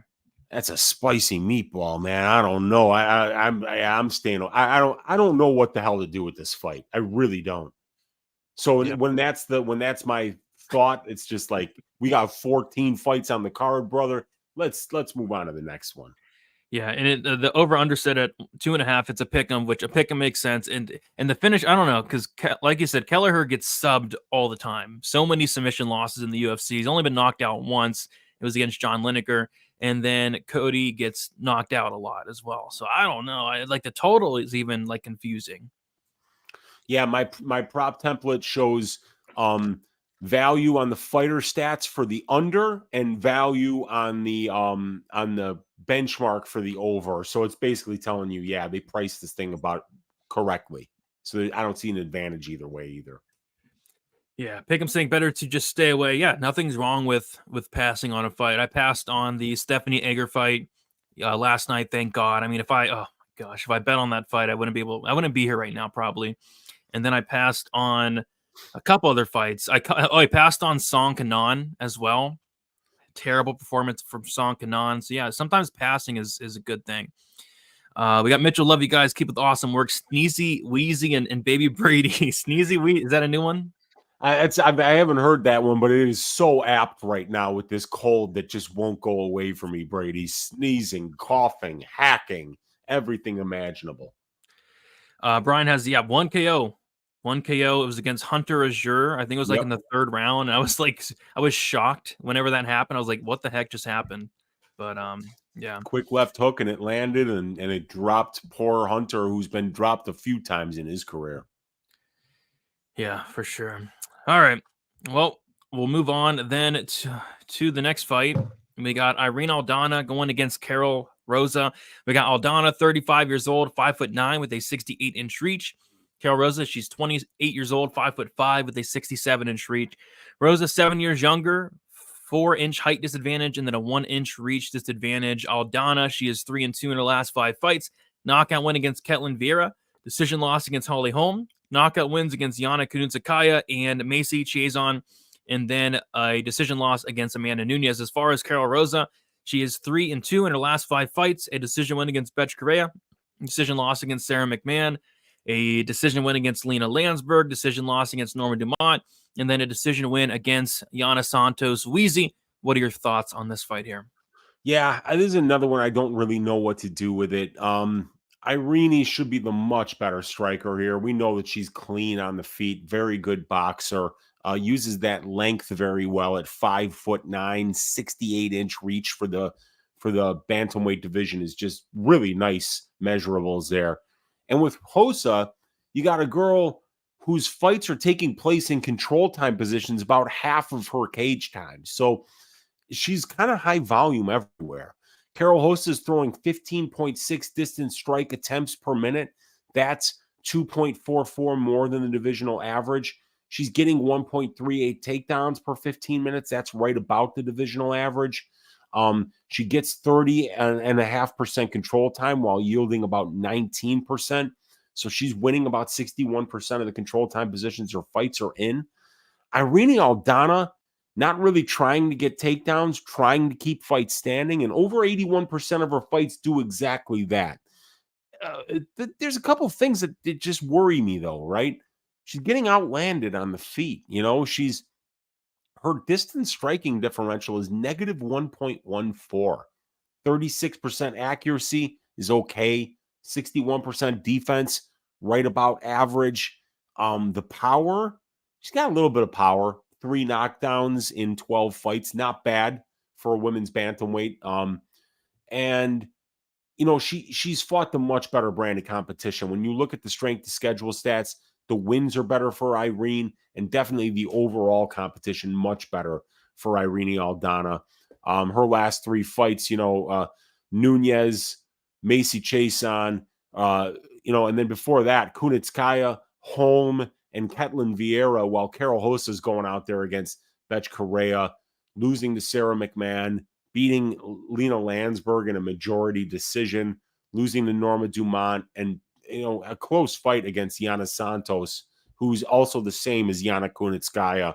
So Irene's out there knocking out Kunitskaya while Carol Rosa is going, you know, toe-to-toe with her. Carol hasn't impressed me recently, Brady. I don't know what it is. The last 2 fights at 145 pounds, why is she doing that? That's a division that has no future. So she should absolutely be cutting down to 135. So the fact that she was even taking fights at 145, a little bit of a red flag for me. But Irene, when I look at the numbers overall, Brady, God, man, I mean, they're just not very inspiring.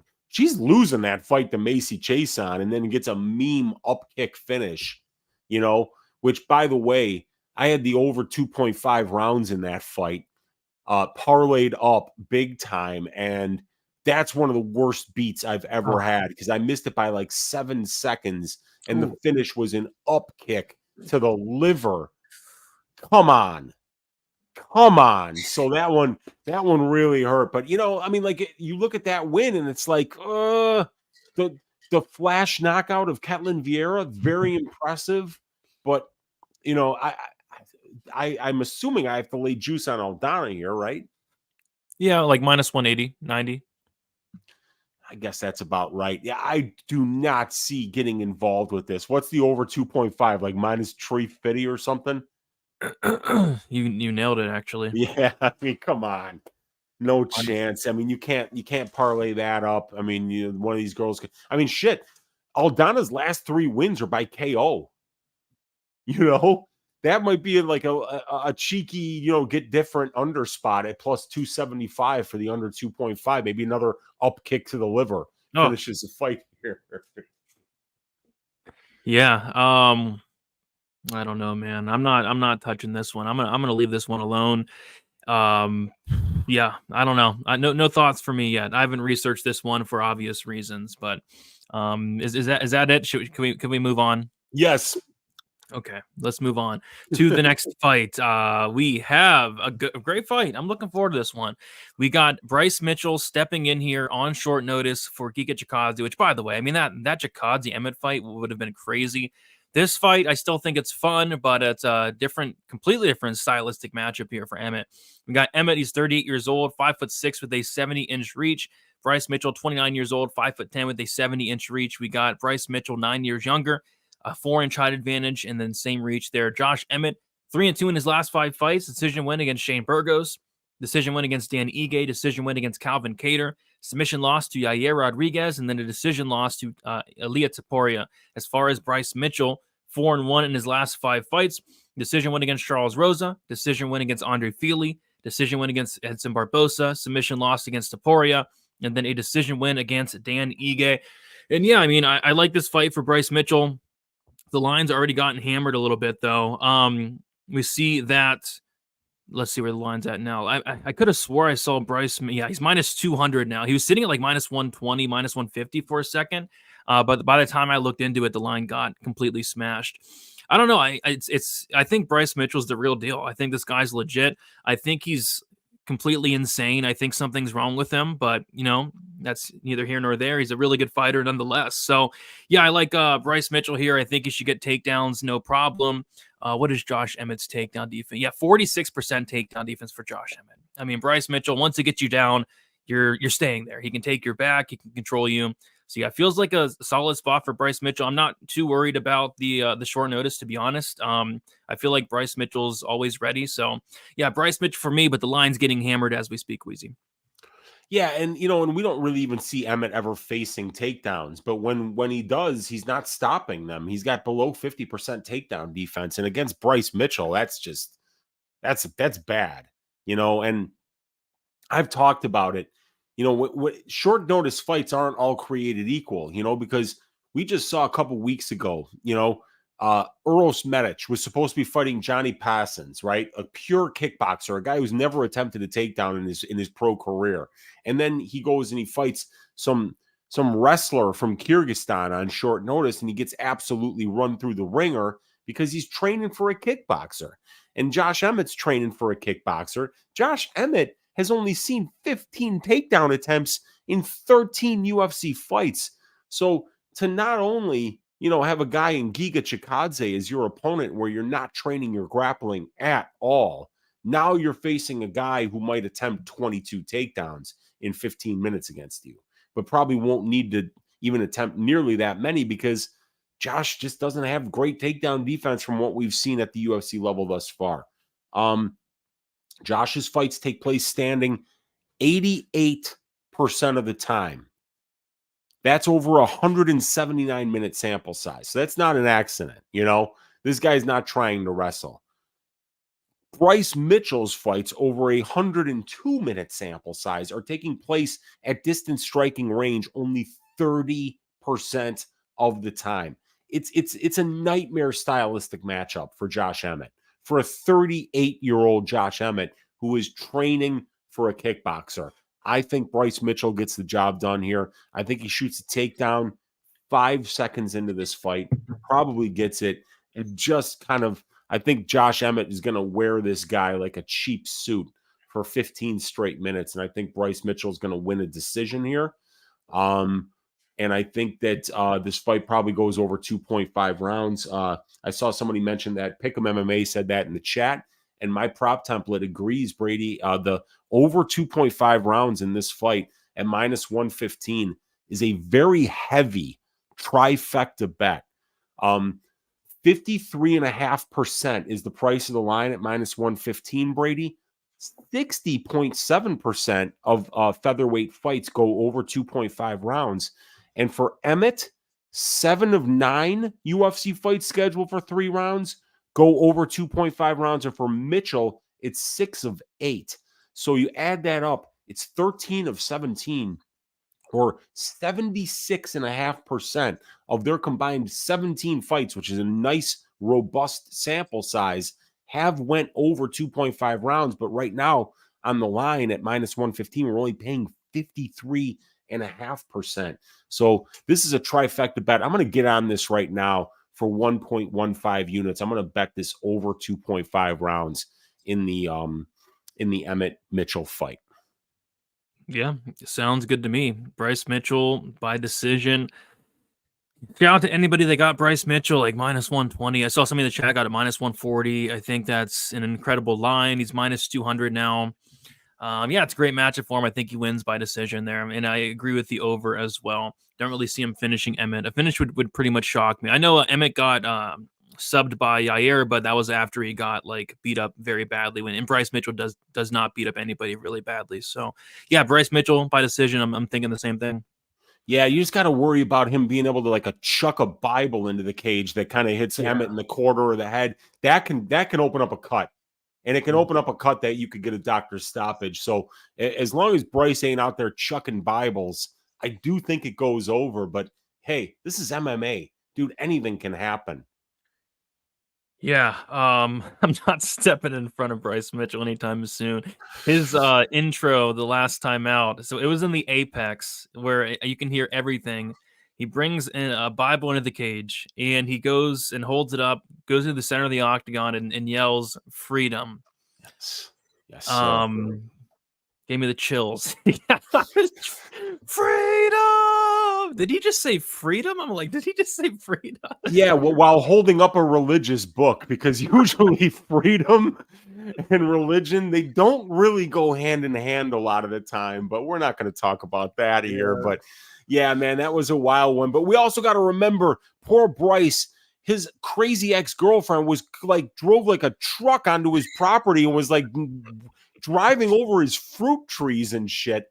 So I mean, like that can get anybody in a little bit of a strange mind space. Maybe we see Bryce step right back into the real world with the rest of us here, and kind of wrestles and looks good. Yeah.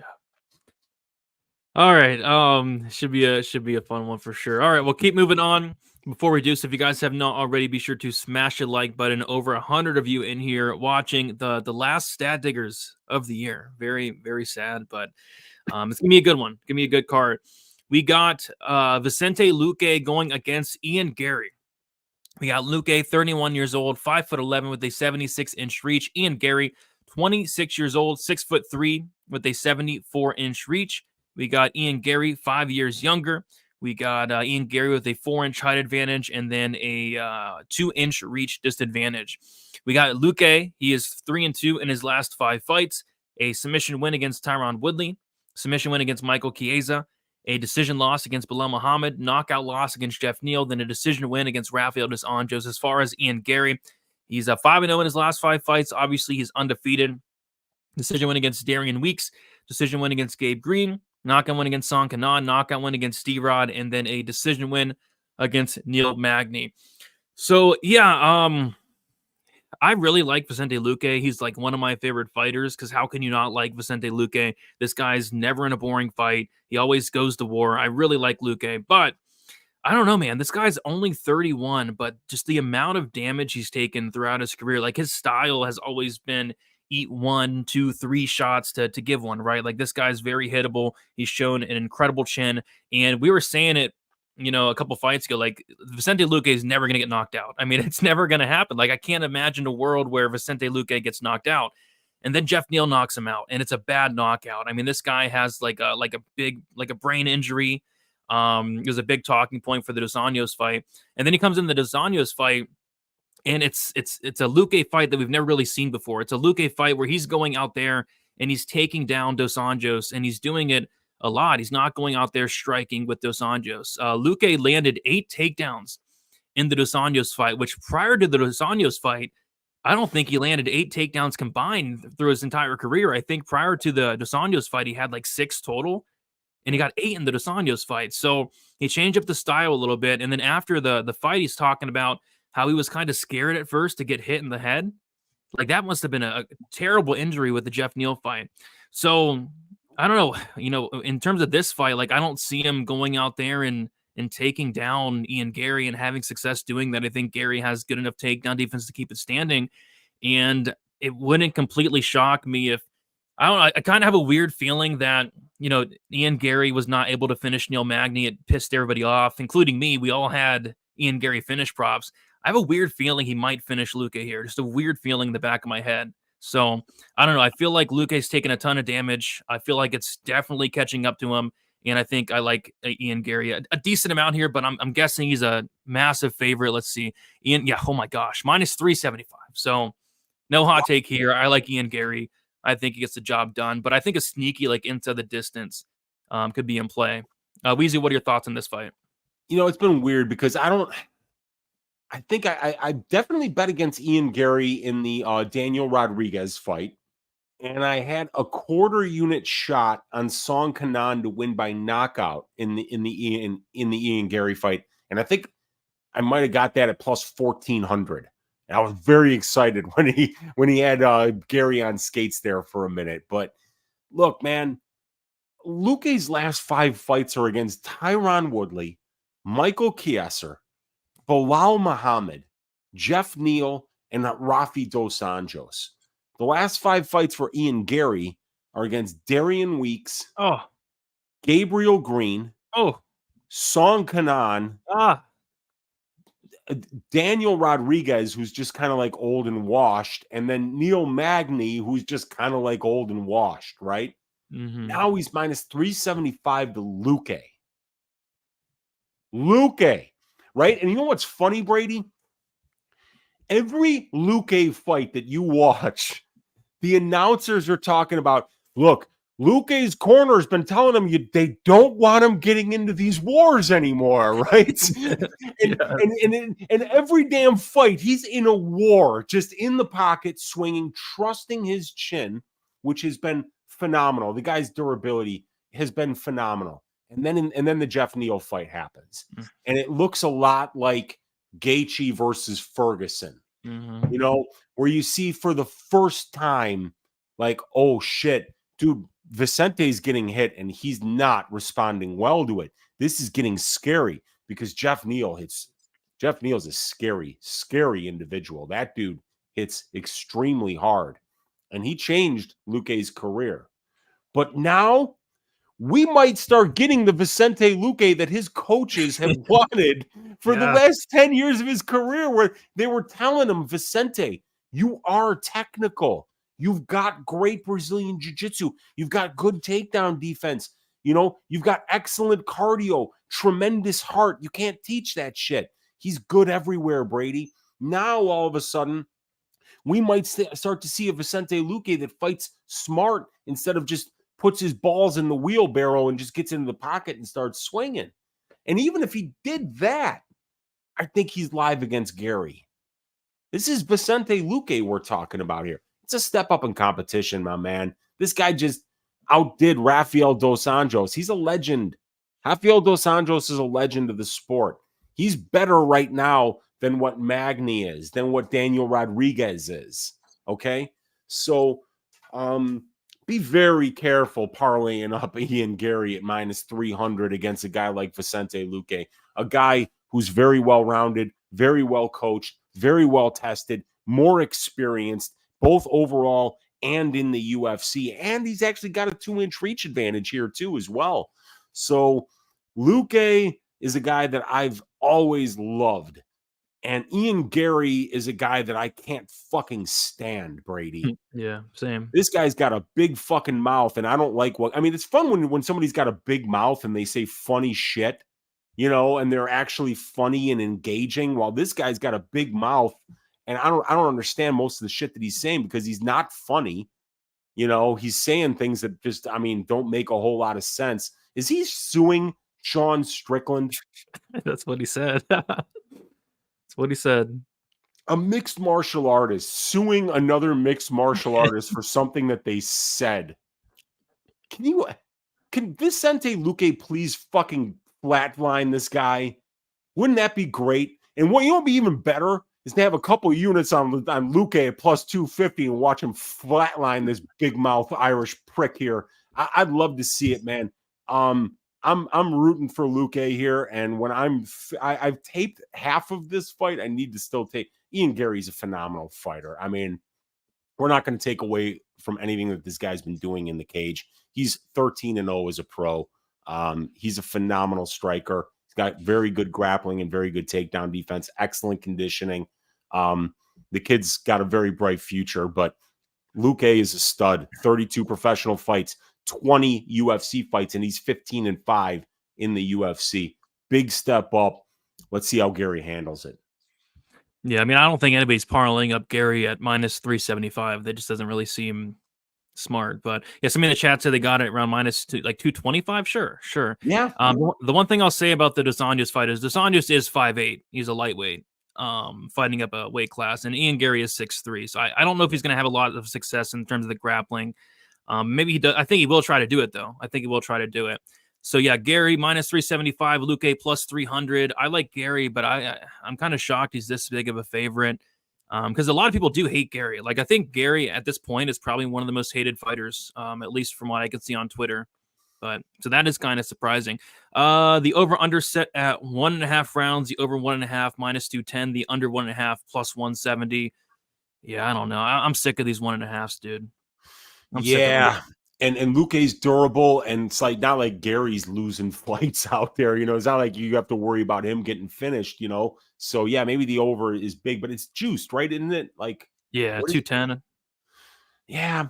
Maybe these are the kind of ones where you got to look at and see if they'll let you parlay that with something else that you like and over.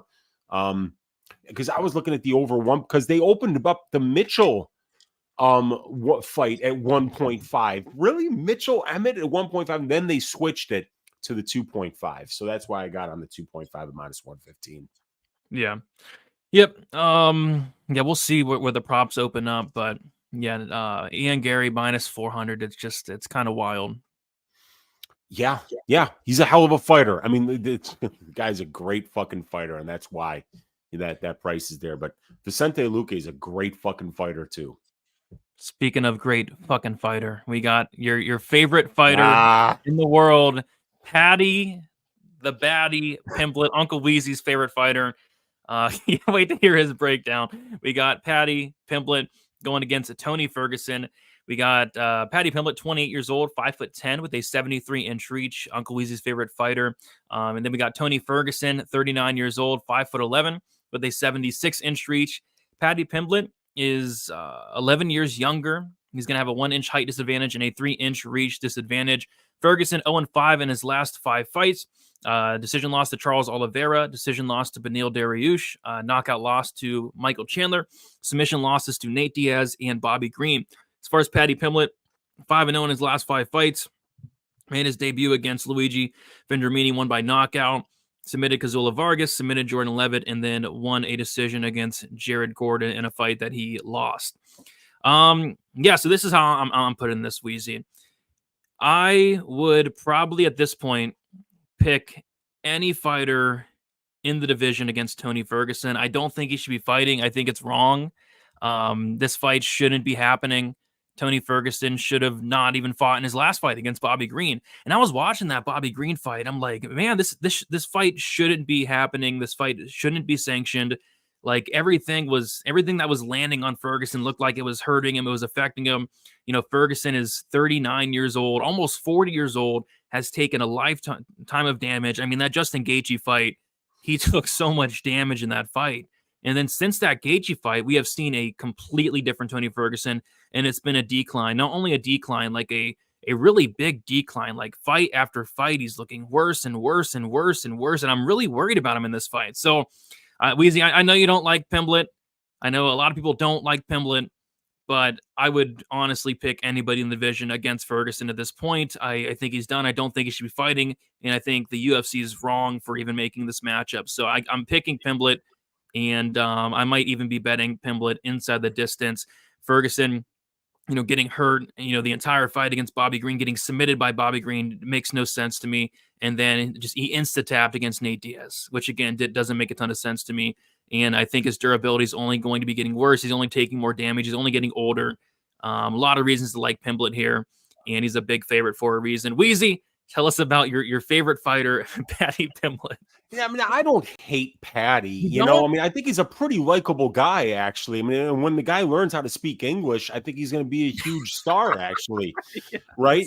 Yes. And look, I mean, my sources told me that, the only reason that Tony Ferguson is in this fight is because Matt Hughes turned it down. They tried to get Matt Hughes to take this fight because the UFC is very desperate to get this guy Paddy Pimblett wins. Like they went out and they flat out paid judges to make the Jared Gordon fight get into the win column for Pimblett. He lost all 3 rounds of that fight.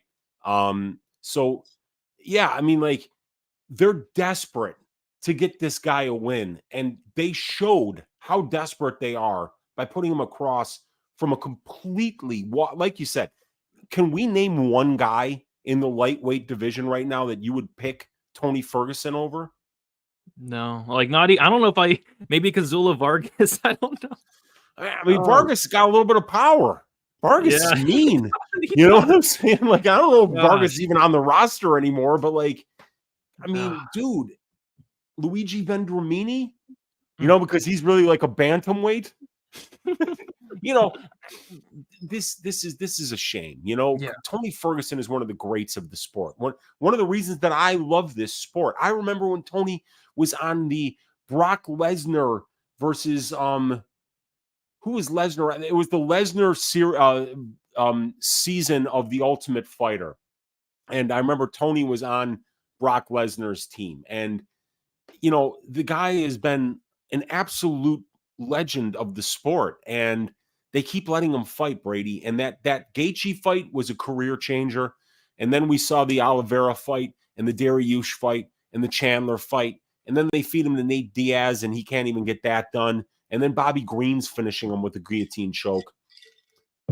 It's over for him. And Paddy on the other side, he's got pretty good striking. He's got some power. He's very, very, very durable. And he's got a good submission grappling game. So, yeah, I mean, he should absolutely beat Tony Ferguson here. Am I laying juice on this guy? No, because I'd love to see Tony fucking beat this guy. I'm a Tony Ferguson fan. I have been for my entire UFC fan. The entire time I've been a fan of this sport, Tony Ferguson has been one of my favorite fighters. So, but this is, I don't know why they sanctioned this. I don't know why. I don't get it, but Paddy should absolutely roll here. But it'd be fun to see Tony Ferguson wrap him up in a Darce choke and get this dude to tap. You could cut the silence with a knife in the arena if that happened. Yeah. People in the chat saying Prime Tony would destroy Pimblett. I mean, I mean, it wouldn't even be close. I mean, the line would be flipped in more if it was Prime Tony, but we haven't seen Prime Tony in a very, very, very, very long time, since probably the Cerrone fight, which that was a long time ago at this point. Was that back in 2019? It was a long time ago. And even Prime Tony got hit a lot. Yeah. Even he would start slow and kind of work his way into fights. But man, once he got your timing, once he figured you out, I mean, he would just flow. And it was just so fun to watch. And he would just pile up damage on dudes. Man, Tony Ferguson is a legend. I hate seeing him go out like this, man. I really do. Yeah. Yeah, I mean, I might take a shot on Paddy inside the distance, because I just remember watching the Bobby Green Ferguson fight, and I was with a bunch of friends were over, and we were just like, this fight shouldn't be happening. Like, Ferguson it didn't look like himself at all, and he hasn't in a very long time. Crazy saying he would favor Tony to beat Rick Glenn, Jim Miller, that Indian dude that lost in Breeden, Munoz, Malarkey, Riddell, and Islam Makhachev. Islam. What? Not because of Lucas, but I like him over Islam, Yeah. I don't know. Rick Glenn versus Ferguson would be a fun fight. Ferguson, Ricky Glenn. That Indian maybe Rick dude. Glenn. Maybe Rick Glenn, but probably not. I think Rick probably beat some dude. Tony, that's what I'm saying, man. Have you heard Tony talk recently? Yeah. I don't even know if he knows where he is, dude. Yeah. Mm-hmm. This guy's training with David Goggins, for Christ's sake. Like, what are you doing? Conditioning isn't your problem.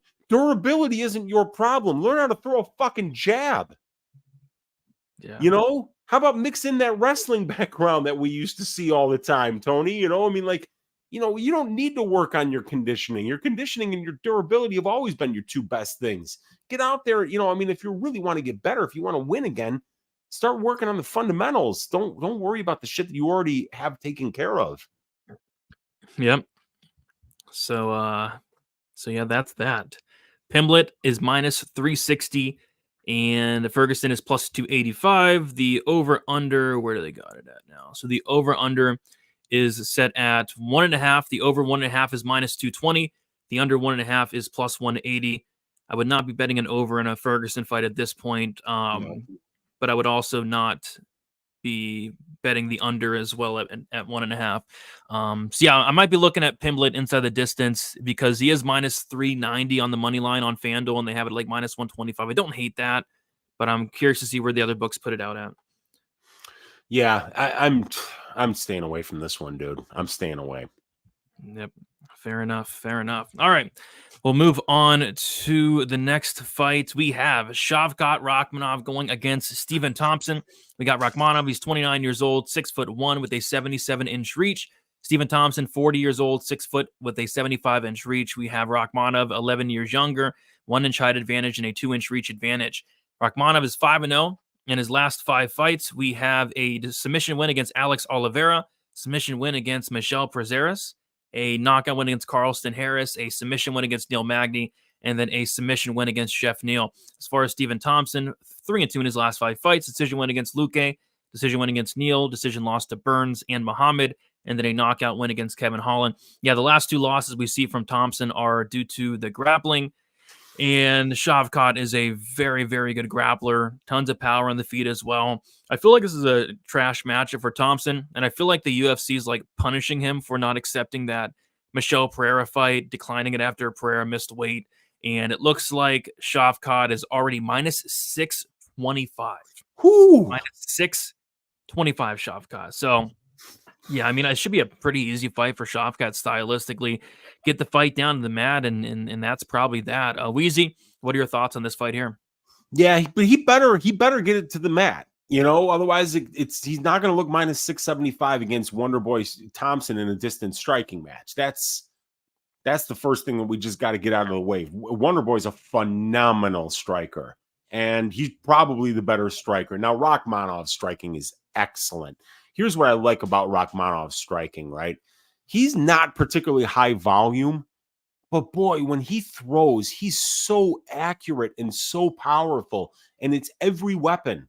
It's both hands, it's knees, and his kicks are phenomenal, dude. Spinning shit that lands, spinning hook kicks, spinning heel kicks, roundhouse kicks, spinning back kicks to the body. He's landing this shit and dropping dudes with it. So Shavkat is incredibly precise and powerful on the feet. In the clinch, he's really good with his trips, his sambo background. It's very judo-esque. Great trip takedowns. And then on the mat, dude, when this guy's on top of you, his ground and pound is the best that I've seen. I mean, I don't know. Can you think of anybody with better ground and pound right now than Shavkat Rakhmonov? He has very, very good ground and pound. I don't know. I mean, it's really next level. So, I mean, and then he's undefeated. And so what Shavkat likes to do is really show how balanced of a mixed martial artist that he is. So right now we've got a rare opportunity, Brady. This is the surefire cash. See, right now Shavkat's got 9 submissions and 8 knockouts. So that means Shavkat wants a knockout because he always wants his finish rate to be 50% on each so that you never know which way he's going to go, right? Yeah. And he kind of just trades them back and forth. He goes, it's 2 subs in a row, and then he got the knockout against Carlson, and then 2 subs before that. He's probably due for a knockout. He's probably going to want 3 knockouts in a row and then get 2 more subs. But, yeah, this guy is really, really special. Still only 29 years old. So he's 11 and a half years younger than this guy. And I think he won't be out of his depth at distance striking range. He's very, very good there. But, there's other things about Shavkat that make him a potential, greatest of all time of the sport. And that's the conditioning, Brady. The conditioning is phenomenal, dude. This guy's conditioning for a guy who finishes 100% of his fights is phenomenal. And the chin is there. You can hit this guy clean and he eats it. Dude, Jeff Neal was landing big on this guy.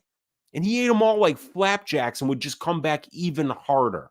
So the chin is like a 10 out of 10. The conditioning is 10 out of 10. The precision and power is close to 10 out of 10.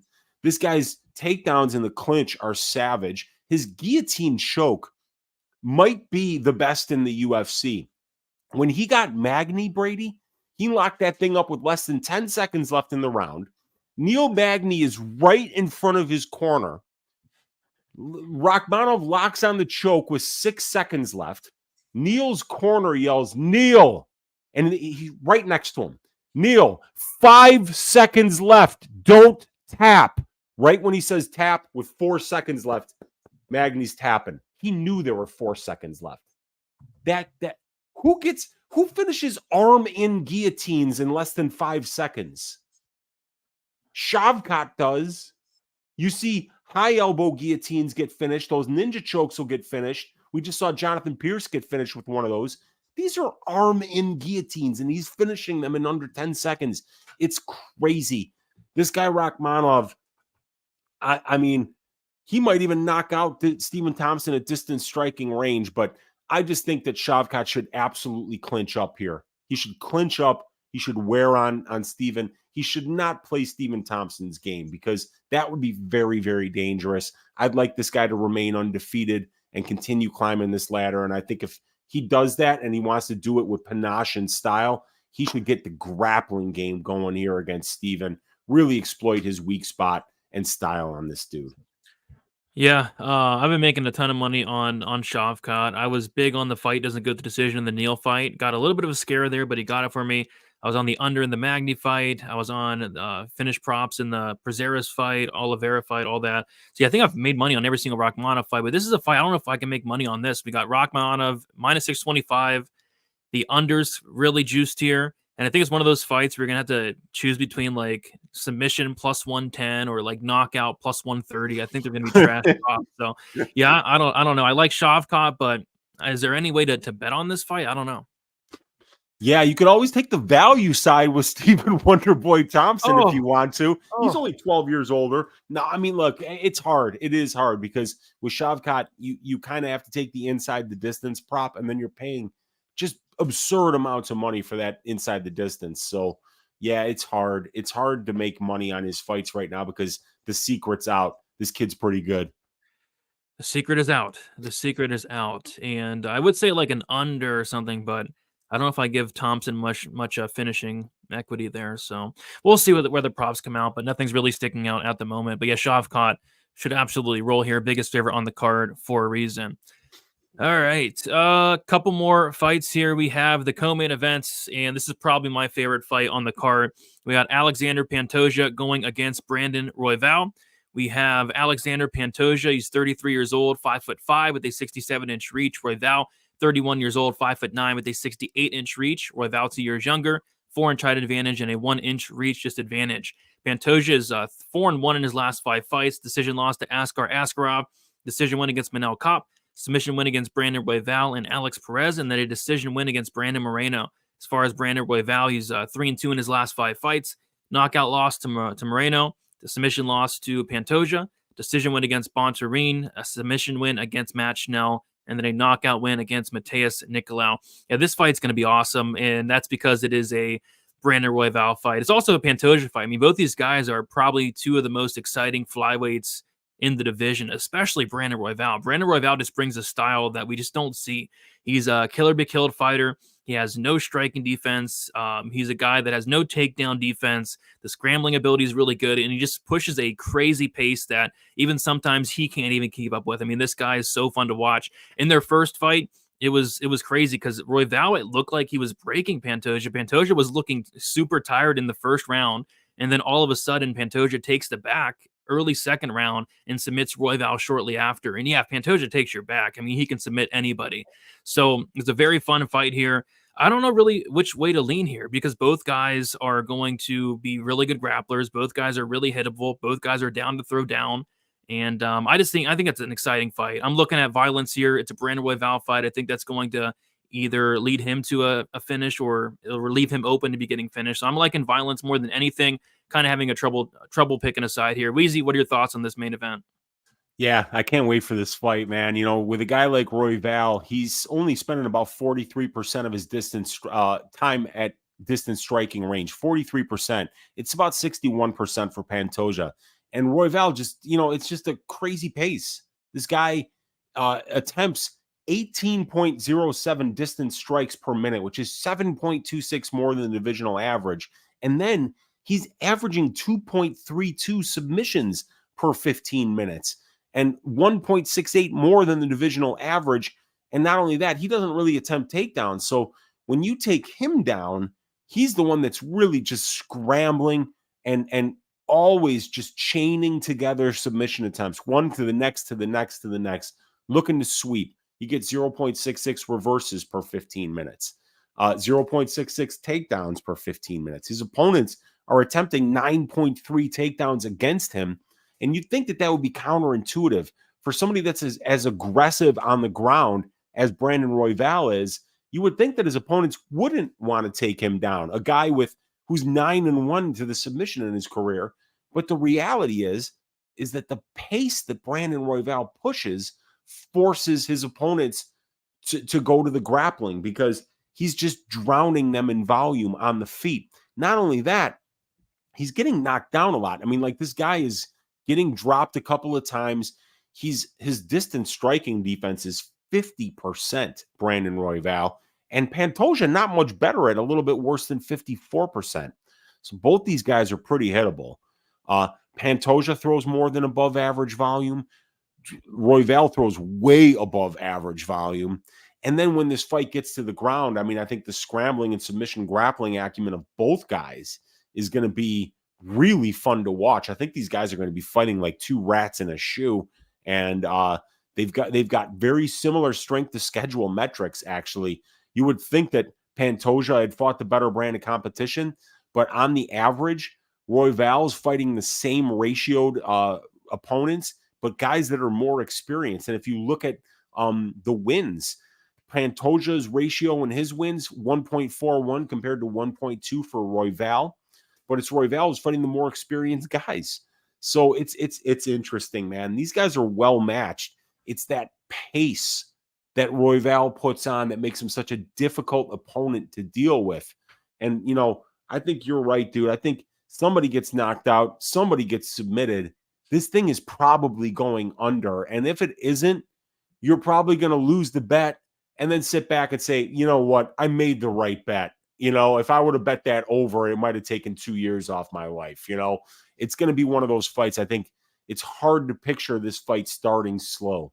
And it's even harder to picture it finishing that way, right? So yeah. I see somebody getting served here. And, you know, Royval being a couple years younger, having that 1-inch reach advantage, the 4-inch height advantage, the southpaw, the volume advantage. I think he's a very interesting and unique opponent for Pantoja here. What's the money line on this one? Yeah, so Pantoja is -170, Royval's +140, and I'm a big Pantoja fan. I said it a few fights ago, a couple years ago. I think Pantoja is going to be champion. I was correct in that, but yeah, I don't know. You know, I think Royval's super live because, like you said, he pushes a crazy pace. And I went back and watched the first fight, and Pantoja looked like he was slowing down. He looked exhausted. But Royval made a mistake, which that can happen here. Royval makes a ton of mistakes. He puts himself into bad spots all the time, but he gets out of a lot of bad spots as well. So, Dirty saying you think Royval survives the 50 minutes, 25 minutes, which is crazy. 25 minutes, yeah. 25 minutes with these two is just crazy there. So, yeah. 1 second. All right. So, yeah, I'm kind of leaning Royval.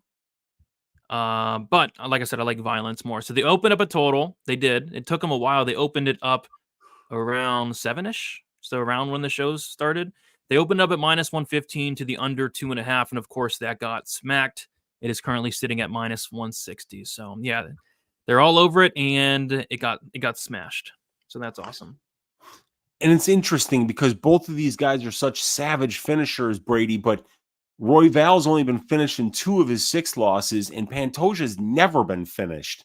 And one of those times that Royval did get finished was when his shoulder came out of the socket against the former champion Moreno, right? So, yeah, it's interesting because these guys are both very durable, but with the pace that they fight at, with the poor striking defense that both guys have, and it being 5 rounds, it's hard to picture this fight going the full 25 minutes. If it was 15 minutes, I could see it, but 25 minutes in a Brandon Royval fight, I think somebody has to get served before the final bell here. Yeah, I'm leaning that as well. Yeah, I think Weezy was joking. Obviously, he didn't do his full camp with Goggins, but he did do a little bit of work with them. Yeah, and like I say, I don't know what the point of that was, right? I mean, Tony's never had bad conditioning. Tony's never had durability issues or heart issues. He needs to be a little bit better technically at some stuff. Yeah, for sure. So yeah, fun fight here. What do you think about the money line? Pantoja minus 170, Royval plus 140. I don't know. I feel like it could be a little bit closer there. I feel like it could be, but I also kind of feel like Pantoja's the kind of guy who could kind of take down Royval and win minutes on the ground if he wanted to here, because Royval doesn't have very good takedown defense at all. He'll actually let you take him down to play BJJ off his back, but I don't think he's submitting Alexandre Pantoja. So it's going to be very interesting, man. This is a great fight. I think the line's about where it should be. I think Pantoja should be the favorite. He's the champion. He's more experienced, and I think he's the better minute winner, especially in the grappling exchanges here. Yep, for sure. I'm kind of leaning the dog, but I'm leaning violence, especially is something I really like this week. Although the line has already gotten smashed, people are kind of seeing what I'm seeing. All right, time for the main event. We have Leon Edwards going against Colby Covington. We got Leon Edwards, 32 years old, 6'2" with a 74-inch reach. Colby Covington, 35 years old, 5'11" with a 72-inch reach. Leon Edwards, 3 years younger. He's got a 3-inch height advantage and a 2-inch reach advantage. Edwards is 4-0 and 1 no contest in his last 5 fights. Decision win against Rafael dos Anjos, no contest against Bilal Muhammad. Decision win against Nate Diaz, knockout win against Kamaru Usman, and then a decision win against Kamaru Usman. As far as Colby Covington, he is 3-2 in his last 5 fights. Decision win against Robbie Lawler, a knockout loss to Kamaru Usman, knockout win against Tyron Woodley, decision loss to Kamaru Usman, and then a decision win against Jorge Masvidal.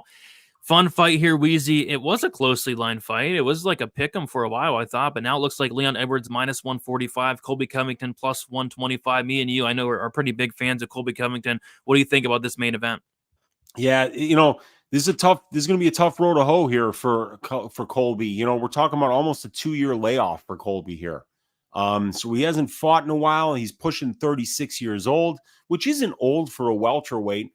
But Leon's, 3.5 years younger than him, 3 inches taller, 2-inch reach advantage.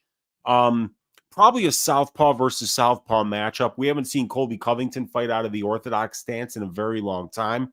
So I think that this is going to be southpaw versus southpaw. But if Colby wants to fight orthodox against the southpaw, that would leave that right leg open for him to shoot on Leon Edwards, and that would make it a little bit easier for him to get in on his takedown attempts.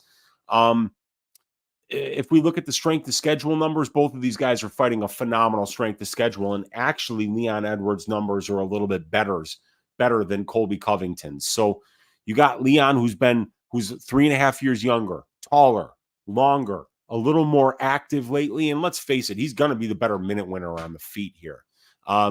Colby's very high volume, and that's going to be interesting to see how Leon deals with that, because what Colby needs to do is move forward, drown him in volume, whether it's a volume of striking or a volume of takedown attempts, preferably a nice mix of the two. Push the pace. Make Leon Edwards wrestle. There's a reason why Leon Edwards is ducking Colby Covington, that he never wanted this fight, that he's calling out Michael Chiesa, when this is the fight that's right in front of his face. And it's because Colby's a horseshit matchup for a lot of dudes. He has a style that very few people can deal with. Now, Kamaru Usman is a guy who had 100% takedown defense for most of his UFC career.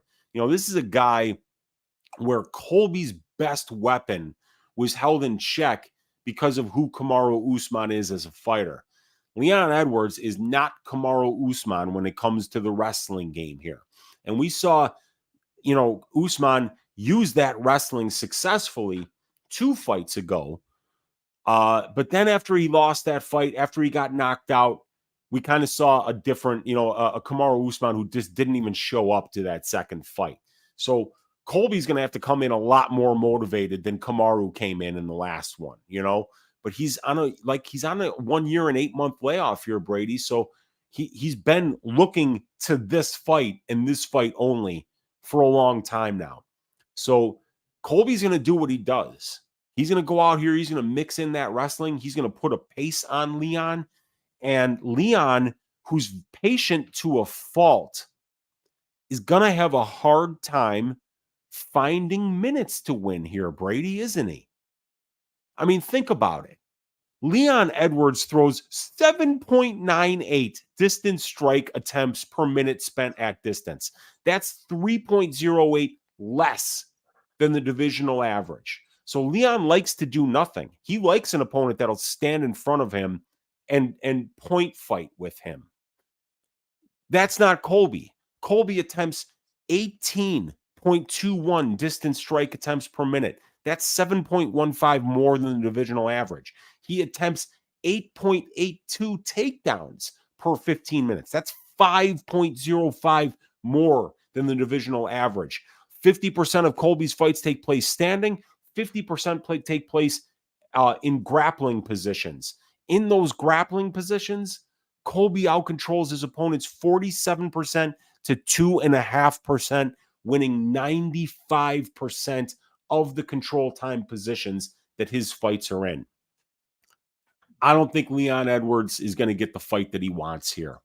I don't think he ever wanted to fight Colby Covington. I don't think Leon Edwards wants to fight anybody in the top 10. I think if he wins this fight, he's calling out Nate Diaz for a rematch. I'm not bullshitting you, So Mumble Mouth Edwards, Leon Scott, the guy that nobody cares about, but he's damn good at striking. He's very precise. He's very smooth, very technical, much taller than Colby, much longer than Colby, much more precise on the feet than Colby. So Colby's got to dirty this fight up, because if you want to look and see who's got the shiny skills, it's Leon Edwards. He's the guy that's got the speed, the natural athletic ability, that beautiful, when that straight left lands for Edwards, it's like, wow, that's pretty. That head kick that he knocked out Usman with was next level shit. It was perfect, but you got to stand in front of him in order for him to do that. And I don't think Colby's going to do that. I'm hoping Colby brings that cardio that he's known for, because if he brings that, he makes this a very dirty fight. And you're going to see Leon Edwards lose interest in winning about halfway through the third round if Colby fights like I think he can here. What do you think about this one? I'm trying not to be biased because I like Colby a lot, and I don't like Edwards at all. I know people really like Edwards. I'm actually surprised. Edwards has a massive fan base. People really like this guy. But you said it. He's an incredible striker, but he's very low volume. And Colby's obviously going to have the volume advantage here, but Edwards is the better striker. I guess it all comes down to whether or not Colby's able to get takedowns, and I kind of lean towards him doing so. Edwards got taken down 4 times by Usman in the last fight, 5 times in the first fight. And yeah, I don't see, as long as Colby comes in here after the layoff and still looks like himself, I don't see a reason why Colby couldn't push a crazy pace. So this guy's landing 4 takedowns per 15 minutes. So I like Colby. Probably going to bet Colby plus 125, but looks like money's coming in on Edwards here. So yeah, I like Covington. I'm trying not to be biased though, because like I said, I never really liked Edwards. I know people love this guy, but I just don't see it myself. So yeah, Colby for me, I think he's obviously very live to win this fight. I think he has a path in terms of wrestling across 25 minutes, has the cardio to do so, the wrestling to do so, the volume. Does Edwards knock him out? I don't know. I know Edwards knocked out Kamaru Usman in the first fight, But outside of that, he doesn't really knock many people out. I think that was his third knockout win for Edwards in like the last like almost 10 years against Usman there. So Yeah, yeah, it's Edwards got 4 finishes and 13 UFC wins, Brady. So yeah, he's a minute winner. And Colby has been finished like maybe once, twice. I think twice. Twice, yeah. Once by guillotine in the Warley Alves fight. He had a broken rib, and he took that fight on less than a week's notice. And then it was the Kamaru Usman 5th round knockout. And we've seen Kamaru drop Colby a couple of times, But Kamaru's an orthodox fighter, while Leon's a southpaw. And Colby's one of these orthodox guys who fights southpaw. So it's going to be interesting to see what stance Colby takes. Because if he takes that southpaw stance, it's going to leave Edwards' jab open, where if he comes out orthodox, it'll be more of the power hands of both guys that become involved. Yeah, I kind of feel like if Edwards wins this fight, I kind of think it might be a knockout, because I see Colby winning a lot of minutes here. Wrestling against the cage. And even at range, Colby's going to be dishing out a ton of volume. It's just, he has been dropped quite a few times as of late, is the thing. Yeah. That's what we have to worry about if you're on that Colby side, is that, Leon is precise. He's technical. He's fast. And Colby, can absolutely be dropped.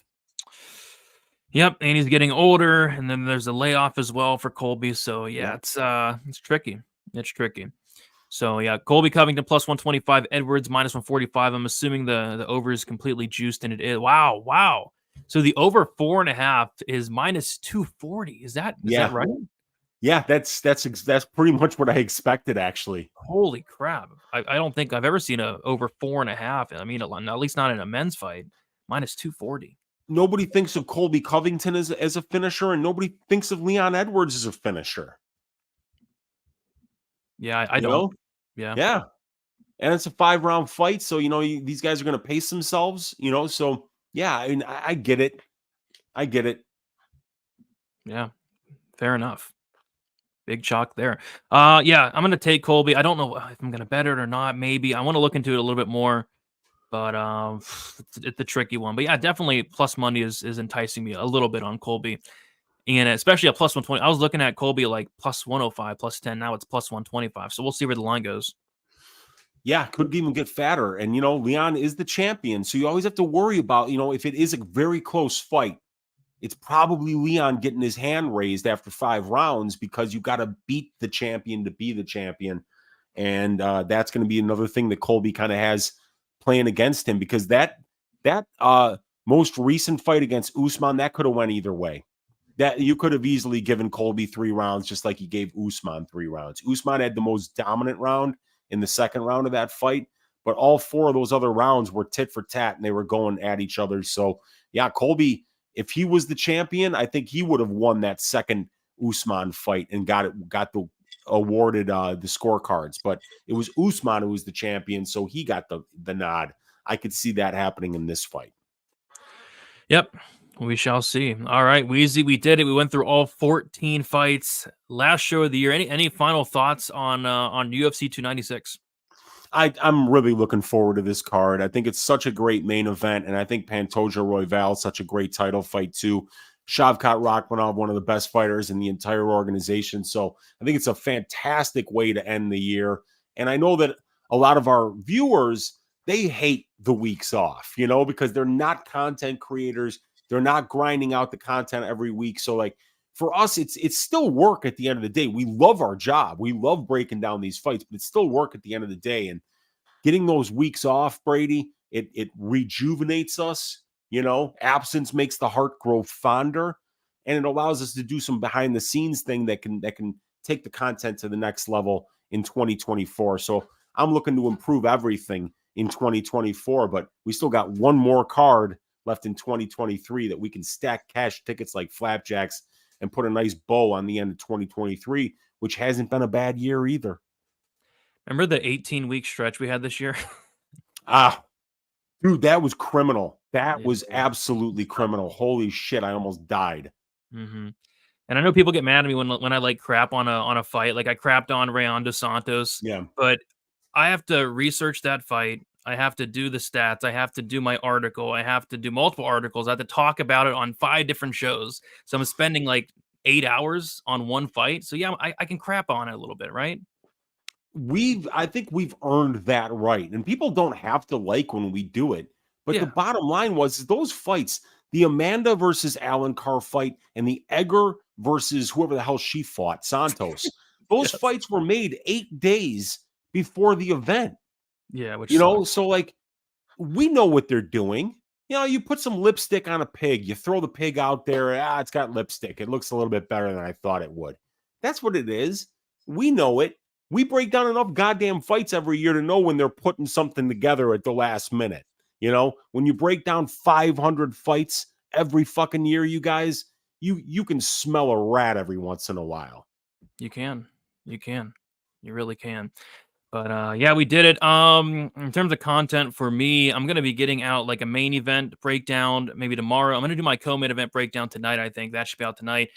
Full card breakdown. I'm hoping for Tuesday, Wednesday at the very latest. It's hard to get a lot of research done with a newborn. I mean, he keeps on crying at night. He's a night owl like me, which that's typically when I get my work done. So a little bit behind. Have a lot of work to do.